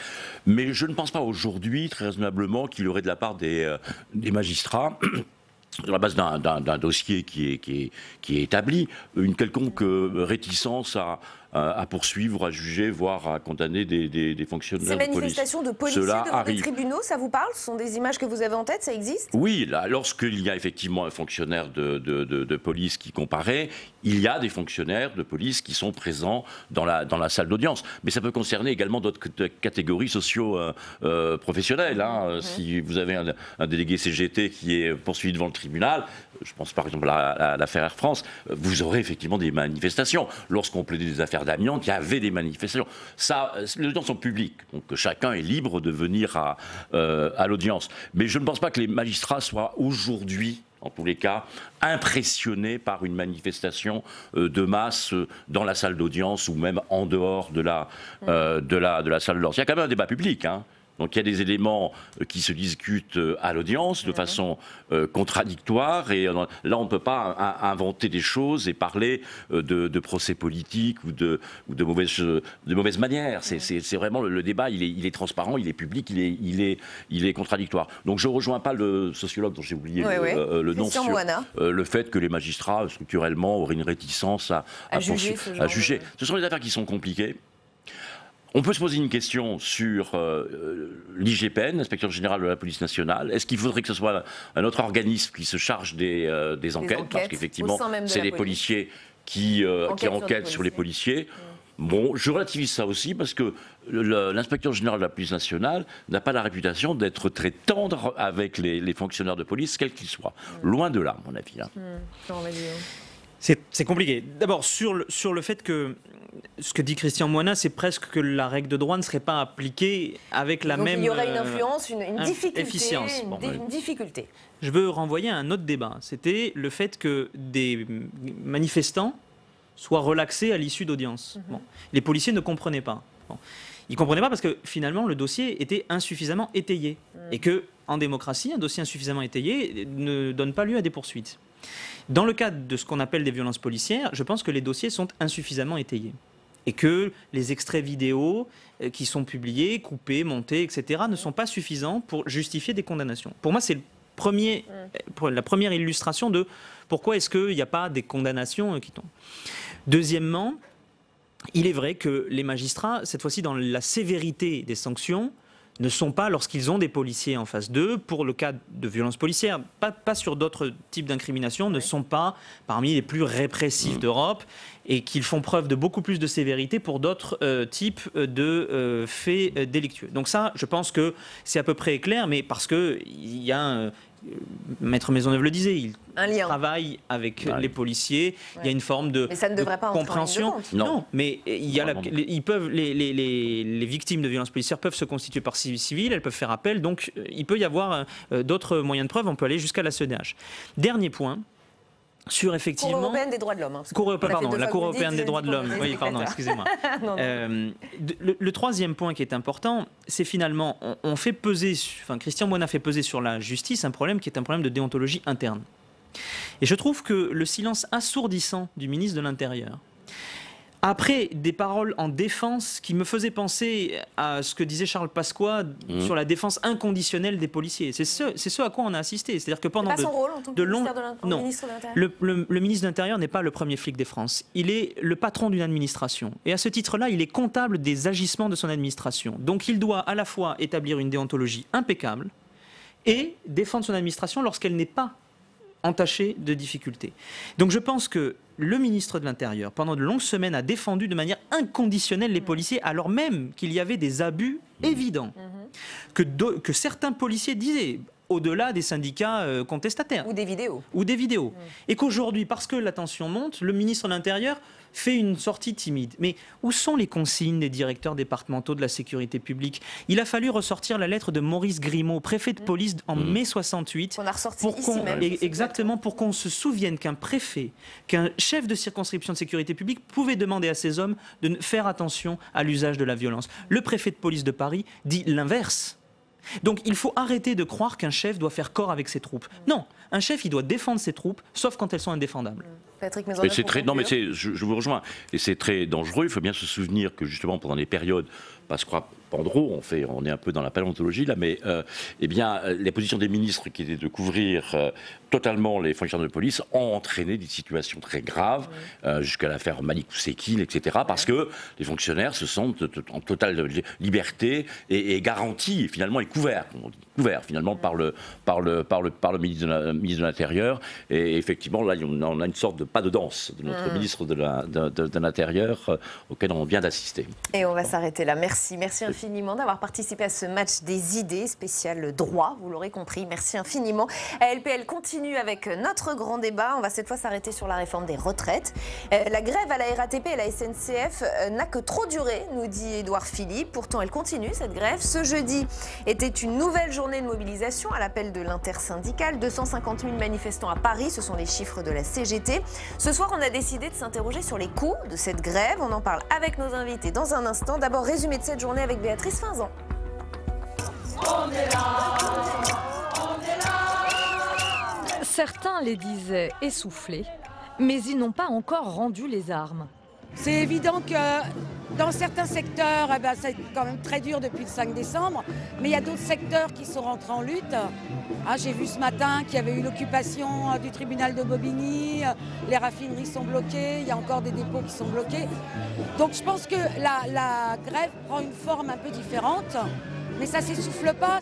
En tête du cortège parisien, les syndicats affichent d'ailleurs leur optimisme pour cette 6e journée de mobilisation depuis le 5 décembre.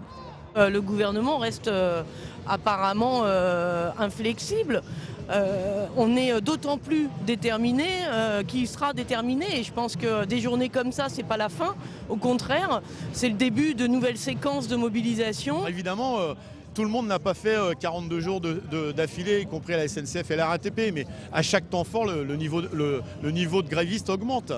Il y a de la solidarité. On n'a jamais vu autant de solidarité financière que dans ce mouvement. Donc il y a un vrai soutien majoritaire de l'opinion publique. Et bien ça réchauffe le cœur, comme on dit. Et puis ça fait qu'on est de plus en plus déterminés. La solidarité, le leitmotiv de cette grève. Un peu partout dans la manifestation, des caisses de soutien circulent pour aider les grévistes à poursuivre. Quand les gens participent, ils sont vraiment très généreux. C'est-à-dire qu'il y a vraiment du soutien, il y a du soutien de plein de personnes à qui on propose ça. Loin d'être terminée, la mobilisation contre la réforme des retraites devrait donc durer. L'intersyndicale appelle déjà à 3 journées d'action supplémentaires la semaine prochaine. Non. Avec nous pour le grand débat, François Calfon, bienvenue, conseiller régional d'Île-de-France, membre du bureau national du Parti socialiste, cofondateur de Gauche Nouvelle. Agnès Verdier-Molinier, bienvenue à vous également, présidente de la fondation IFRAP, auteur de En marche vers l'immobilisme.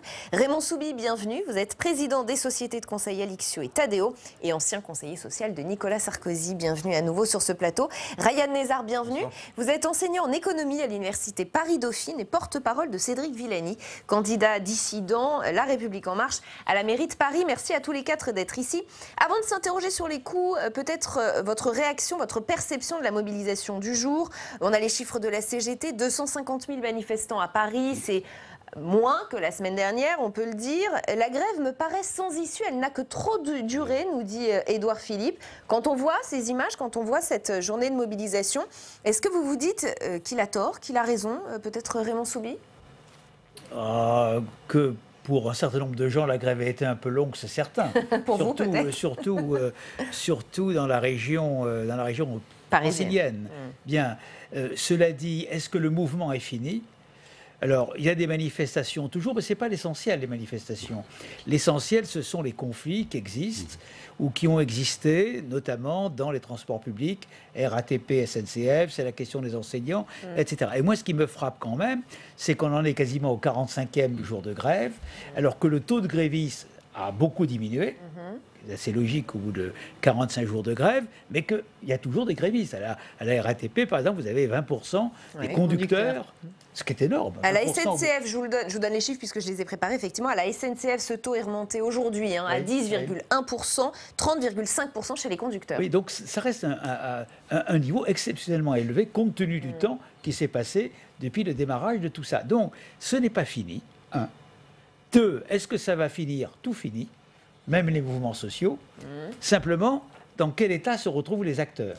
À savoir les acteurs syndicaux et naturellement les acteurs politiques, et en premier lieu le gouvernement. Et je ne vous parle pas de l'opinion. On a un tout dernier sondage qui vient de tomber, donc on n'a pas préparé le tableau, mais je vous donne quand même les chiffres. 55% des sondés par Odoxa saluent le retrait de l'âge pivot. 57% demandent l'arrêt de la grève, mais écoutez bien, 65% des Français interrogés trouvent la grève justifiée. François Calfon. Écoutez, en fait, on est dans une grève un peu hybride, c'est-à-dire qu'elle ne vient pas comme ça, comme le premier conflit du quinquennat, elle vient après un an et demi de Gilets jaunes.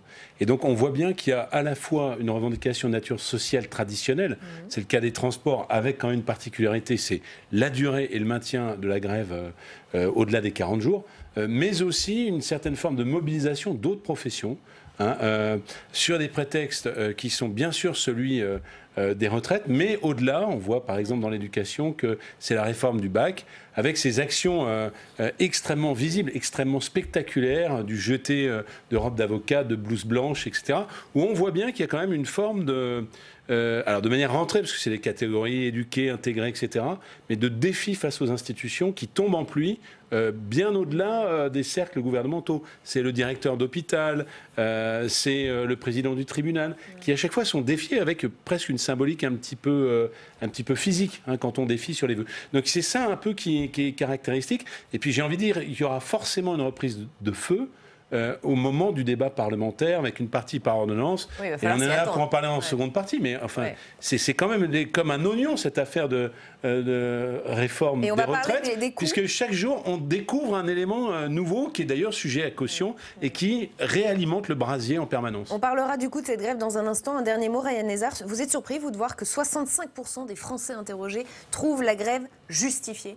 D'abord, il y a une différence de perception entre effectivement la région francilienne qui subit pour l'essentiel ces blocages et puis le reste du pays qui les perçoit d'un peu plus loin. Il faudrait faire le sondage juste à Paris et sa banlieue peut-être. C'est tout à fait légitime qu'il y ait une différence de perception. Maintenant, sur le fond, je crois qu'on est tous d'accord autour de la table pour dire qu'il a été sage de retirer l'âge pivot du début de la discussion pour ne pas confondre, exactement, pour ne pas confondre le débat sur la justice du système, son universalité, et le deuxième débat concernant son financement. Deuxièmement, il est plutôt de bonne politique aussi d'aller au bout du dialogue social qui a été engagé avec les syndicats réformistes. Et je trouve que c'est bon que ces syndicats et que le gouvernement aient réussi à cheminer ensemble. On a maintenant jusqu'à fin avril pour poursuivre ces discussions sur la pénibilité, sur la rémunération des enseignants et en effet sur le financement du système. Il faut lever ces blocages parce que ça pénalise, on en parlera, les commerçants, les usagers et puis bien évidemment les grévistes, eux aussi. Eh bien parlons-en. Si c'était effectivement le coût de cette grève qui affaiblissait le mouvement, je vais me tourner vers vous dans un instant, Agnès Verdier-Molinier, parce que les chiffres, ça vous parle, des chiffres qui ont été publiés par Matignon. Il est question d'un coût proche de 200 millions d'euros pour la RATP et d'environ 850 millions pour la SNCF. Pire, nous dit la SNCF, le nouveau patron de la SNCF, qui nous dit ce soir, on n'est pas loin du milliard de pertes et il évoque un plan d'économie prévu dès le mois de février. La secrétaire d'État Agnès Pannier-Runacher nous a donné aussi quelques chiffres. C'était hier sur ce même plateau, sur le plateau de Public Sénat. On l'écoute. Dans la restauration parisienne centre-ville, on a effectivement des établissements qui ont des pertes de l'ordre de 50% de chiffre d'affaires à l'abord des gares. Depuis le 5 décembre. Et des grandes enseignes qui vous disent « j'avais fait mon année au 5 décembre et patatras, les 3 dernières semaines ont effacé le bénéfice que j'ai fait ». On a aujourd'hui au niveau du chômage partiel un peu plus de 500 entreprises qui ont déclenché des demandes d'aide. Agnès Verdier-Molinier, ce sont ces chiffres qui vont peut-être mettre un coup d'arrêt à ce mouvement. Oui, nous, à la Fondation IFRAP, on est plutôt autour de 2 milliards d'euros déjà. Bon, vous voyez, SNCF... Le coût de cette grève ? Ah oui, mais c'est assez clair. Les chiffres parlent d'eux-mêmes. Alors, on a entre 800 millions et 1 milliard au niveau SNCF. On est autour de 200 millions d'euros à la RATP, mais on a aussi 420 millions d'euros sur l'hôtellerie, on est à 320 millions d'euros sur la restauration. Enfin, donc, il n'y a pas de compensation entre commerces, ce que nous disait la ministre, quand on n'achète pas sa baguette de pain à côté de son travail parce qu'on est en télétravail, on l'achète de toute façon dans son quartier? Non, parce qu'en fait, on a aussi une baisse chute des commerces, de fréquentation dans les commerces, à la fois en France et en Ile-de-France, qui a été très importante au mois de décembre. Donc, c'est difficile de chiffrer encore, on n'a pas tous les chiffres. Il y a aussi tous les rendez-vous qui n'ont pas été pris, qui n'ont pas été honorés pour trouver des nouveaux clients, etc., du démarchage, de la prospection. Tout ça, c'est quelque chose qui va se répercuter peut-être dans 4 mois, dans 6 mois. Il y a beaucoup d'entreprises qui en parlent. Donc, en réalité, les 2 milliards qu'on peut évoquer d'ores et déjà... Vous évoquez 2 milliards. Ah oui, c'est ce que nous, on chiffre, et on est autour de 1,8 milliard. Mais vous voyez, chaque jour qui passe, la SNCF, elle perd 20 millions d'euros de plus. Donc, vous voyez, on est à 45 jours. C'est vrai que ça va très vite. Et la question qu'on se pose, c'est c'est dans la situation de la France, on n'a déjà pas une croissance qui est mirobolante. Est-ce qu'on peut vraiment se passer comme ça de 2 milliards d'euros et dire finalement, on arrête tout, on arrête les transports en commun, il n'y a plus de mobilité, il n'y a plus de capacité de bouger en France aussi, parce que c'est ce qui s'est passé au mois de décembre. Ça va mieux maintenant, mais ça a été quand même très perturbant pour beaucoup d'activités économiques. Et la réalité, c'est qu'on n'a pas les moyens. Et contrairement à ce que vous avez dit, retirer l'âge pivot, retirer les mesures d'âge et se concentrer sur le système universel, moi je ne crois pas que ce soit la bonne solution, parce que là, on est en train de parler de milliards qu'on a gaspillés pour rien, alors qu'en réalité, la seule façon ensuite d'équilibrer de manière pérenne dans les prochaines années nos régimes de retraite, c'est de repousser l'âge d'une manière ou d'une autre. Donc on peut tourner le sujet dans tous les sens. Il n'y a pas d'autre solution. On va faire circuler la parole, Agnès. Raymond Soubi. Oui, en fait, il y a deux réformes des retraites. Il y a la réforme systémique et puis il y a la réforme financière qui n'était pas prévue au début du film, puisque le président de la République avait dit qu'il n'y aurait aucune mesure paramétrique parce qu'il pensait que tout serait à l'équilibre. Donc, en fait, il y a deux sujets. Et il se bat, le gouvernement, sur deux fronts qui ne devraient pas être ensemble et dont il se trouve qu'ils sont ensemble. En réalité, il aurait dû prendre des mesures financières parce qu'il connaissait la situation dès le début du quinquennat, tout de suite, pour dégager le terrain sur la réforme. Je suis tout à fait de l'avis de ce qui vient d'être dit sur l'aspect financier. Il est clair que, en dehors des mesures d'âge, on ne trouvera pas des mesures qui permettront de combler les 12 milliards d'euros. Donc la conférence de financement, c'est pour rien? Non, je crois que la conférence de financement sert à trouver des solutions, et je pense d'ailleurs que parmi les solutions... Dites qu'il n'y en a pas. L'âge, si. Je crois que l'âge va ressurgir tel un petit démon, alors qu'on l'avait enfoui, associé à d'autres mesures, parce que quand même, il faut être convenable.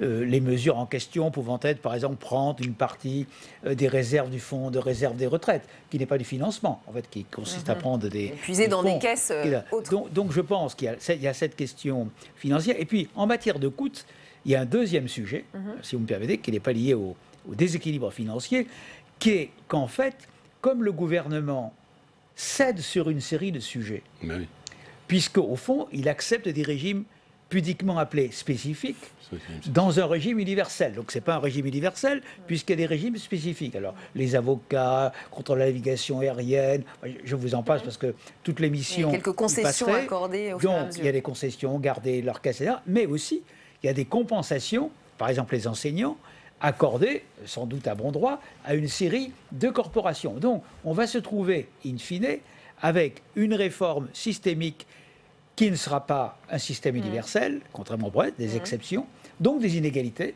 quand même.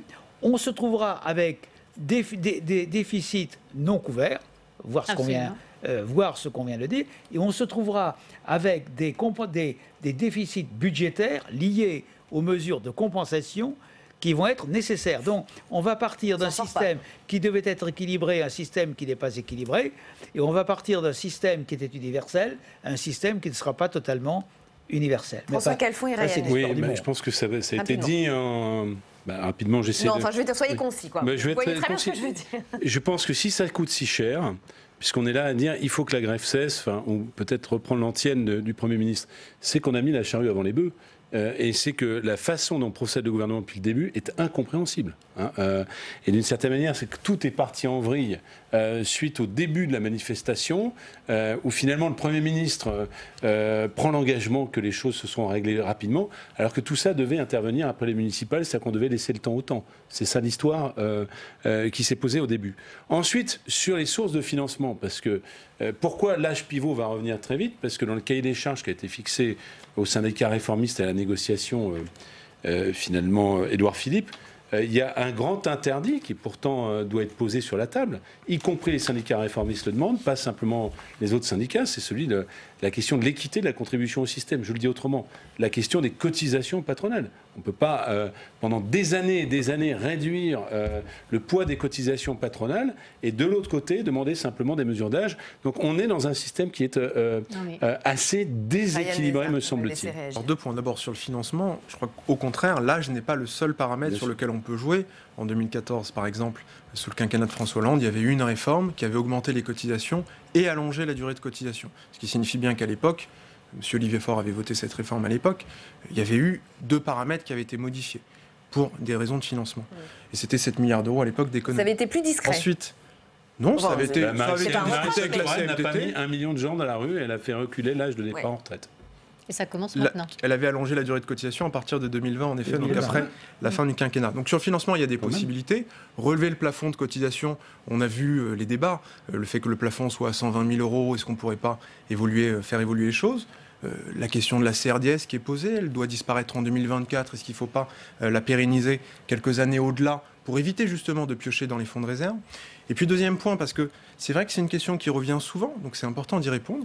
L'universalité du système, c'est le fait que la valeur du point sera la même pour toutes et tous, quel que soit le secteur d'activité, quel que soit le statut. Ça ne signifie pas que l'âge de départ effectif sera le même pour tous. Aujourd'hui, d'ores et déjà, vous avez un âge moyen de départ qui est 63 ans et quelques mois. 62 ans, pardon. 62 ans et quelques mois. Et 4 mois de mémoire. Et vous avez évidemment des départs anticipés.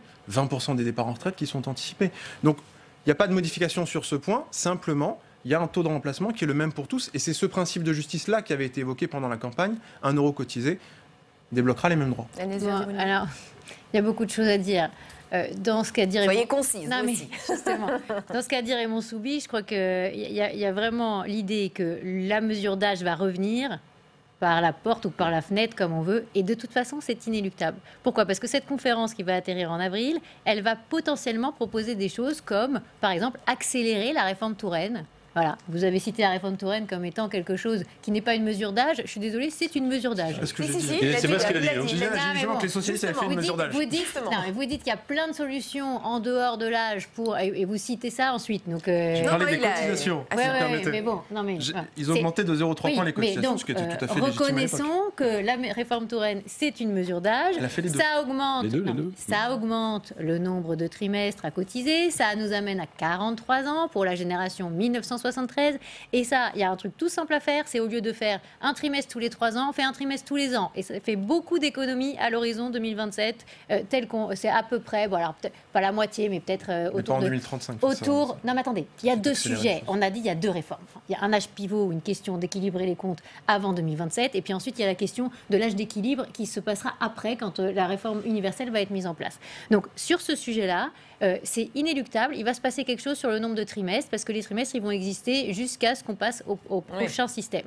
Après, il y a la question d'un âge pivot temporaire qui a énormément circulé, qui a été signé par la CFDT sur l'Agir Carcourt, on en a déjà parlé, depuis 2015, qui est appliqué depuis 2019 sur ceux qui partent du secteur privé à la retraite sur leurs complémentaires. Et là, on pourrait très bien imaginer un âge pivot temporaire, mais très puissant, c'est-à-dire de l'ordre d'une décote de 15-20%. Et là, vous avez des... Vous voulez mettre 2 millions de personnes dans la rue, non mais attendez, on est en train de parler d'un truc sérieux. C'est pas juste une histoire de on va s'affronter entre les syndicats et le gouvernement ou sur un plateau télé.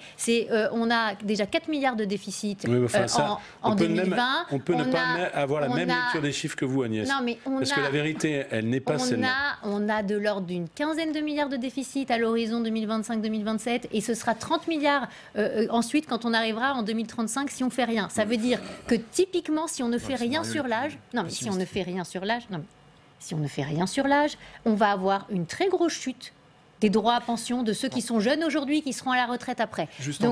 Alors en un mot, Ryan Nézard et ensuite Raymond Soubi. En un mot, depuis 10 ans, l'âge effectif de départ a déjà reculé d'une année.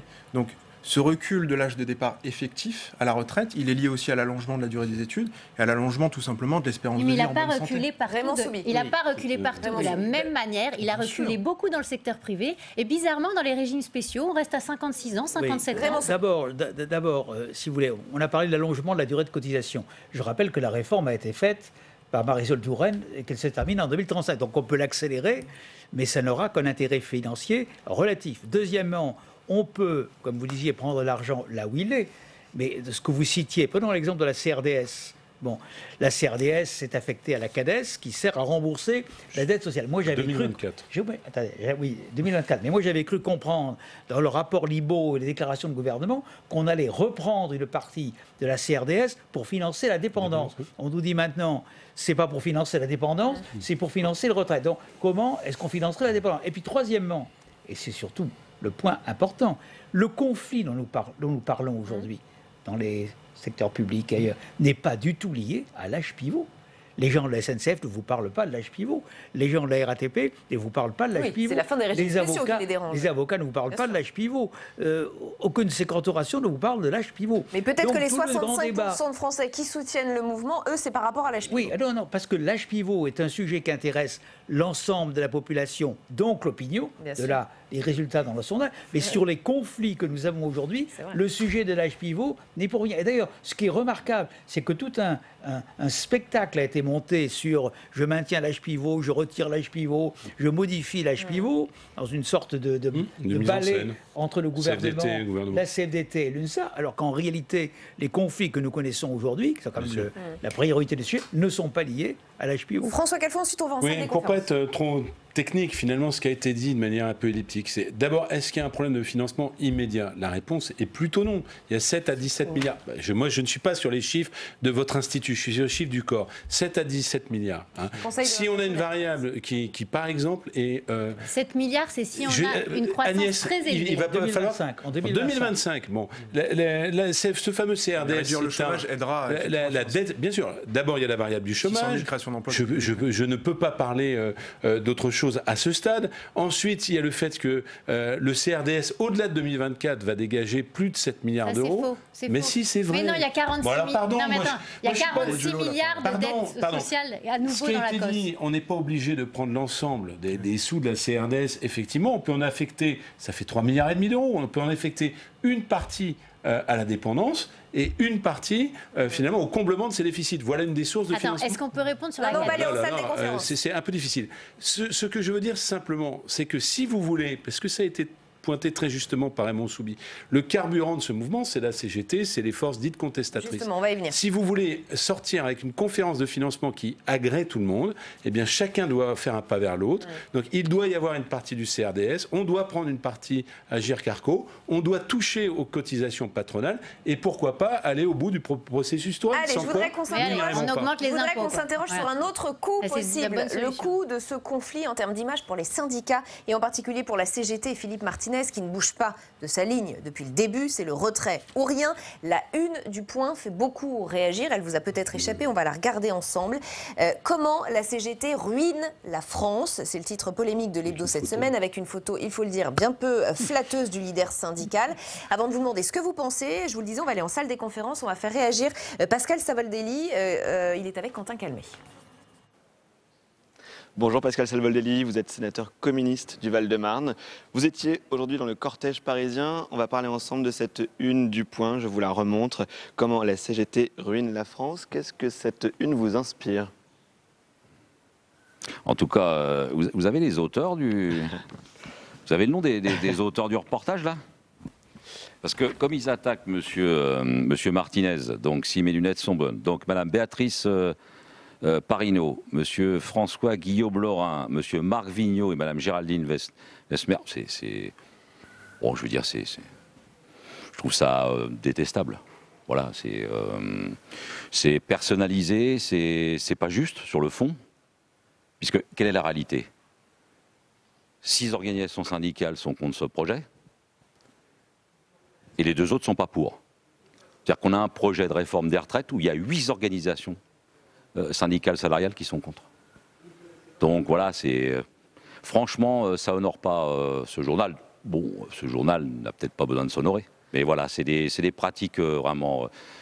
c'est pas juste. Enfin, je veux dire, c'est pas monsieur Martinez ou la CGT qui ruine la France. Dans l'article, on mentionne le fait que depuis le 5 décembre, la grève coûte 20 millions d'euros par jour à l'entreprise.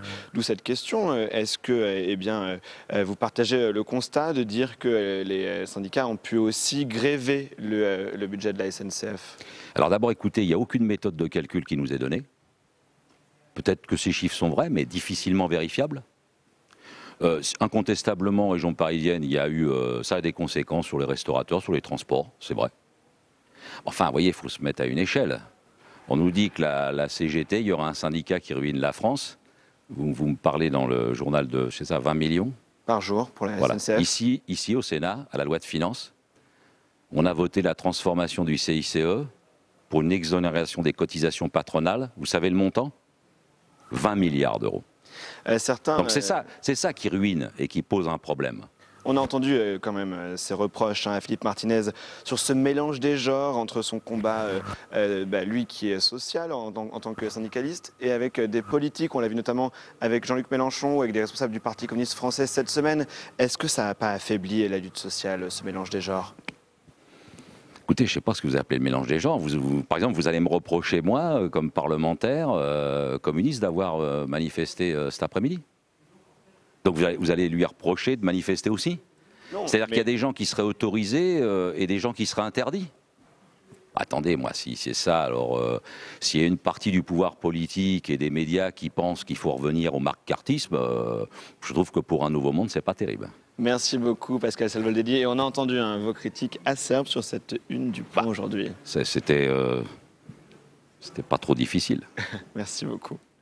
Merci beaucoup Quentin. Il nous reste malheureusement très peu de temps. Une réaction, Ryan Nézard? Sur la une? Oui. Ou sur le commentaire de la une? Cette idée que les syndicats, non pas le commentaire, mais que les syndicats et notamment la CGT ruineraient la France.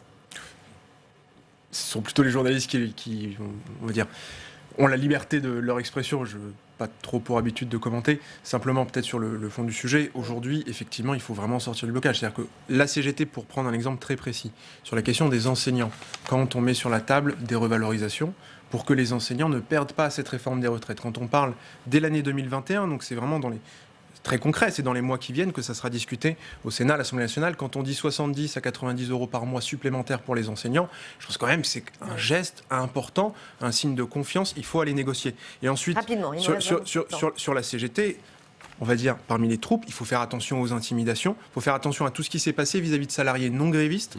Respecter le droit de grève, bien évidemment, aussi respecter le droit de certains salariés de travailler. Raymond Soubi, en 30 secondes. Oui, simplement, on me donne à la CGT des habits trop grands pour elle. Il faut bien voir que le mouvement à la RATP et la SNCF est parti d'abord de la base. Spontané, c'est la raison pour laquelle il est massif et pour lequel il a été aussi long. Et je rappelle qu'à la RATP, le premier syndicat, c'est pas la CGT, et le syndicat qui a lancé l'ordre de grève, qui est le premier, c'est l'UNSA, c'est pas la CGT. Donc c'est trop facile de dire que c'est la CGT. Il faut étendre le compliment à l'ensemble des syndicats. C'est la CGT qui manipule le conflit. Elle est montée sur le cheval, si je vous permettez cette image, de la contestation, mais c'est pas vraiment elle qui l'a lancé. Je continue dans la même veine, c'est-à-dire que 65% des Français qui soutiennent ce mouvement, c'est absolument pas 65% des Français qui soutiennent la CGT. Donc depuis le début de ce pouvoir macronien, on essaie d'identifier des cibles et on leur tape dessus.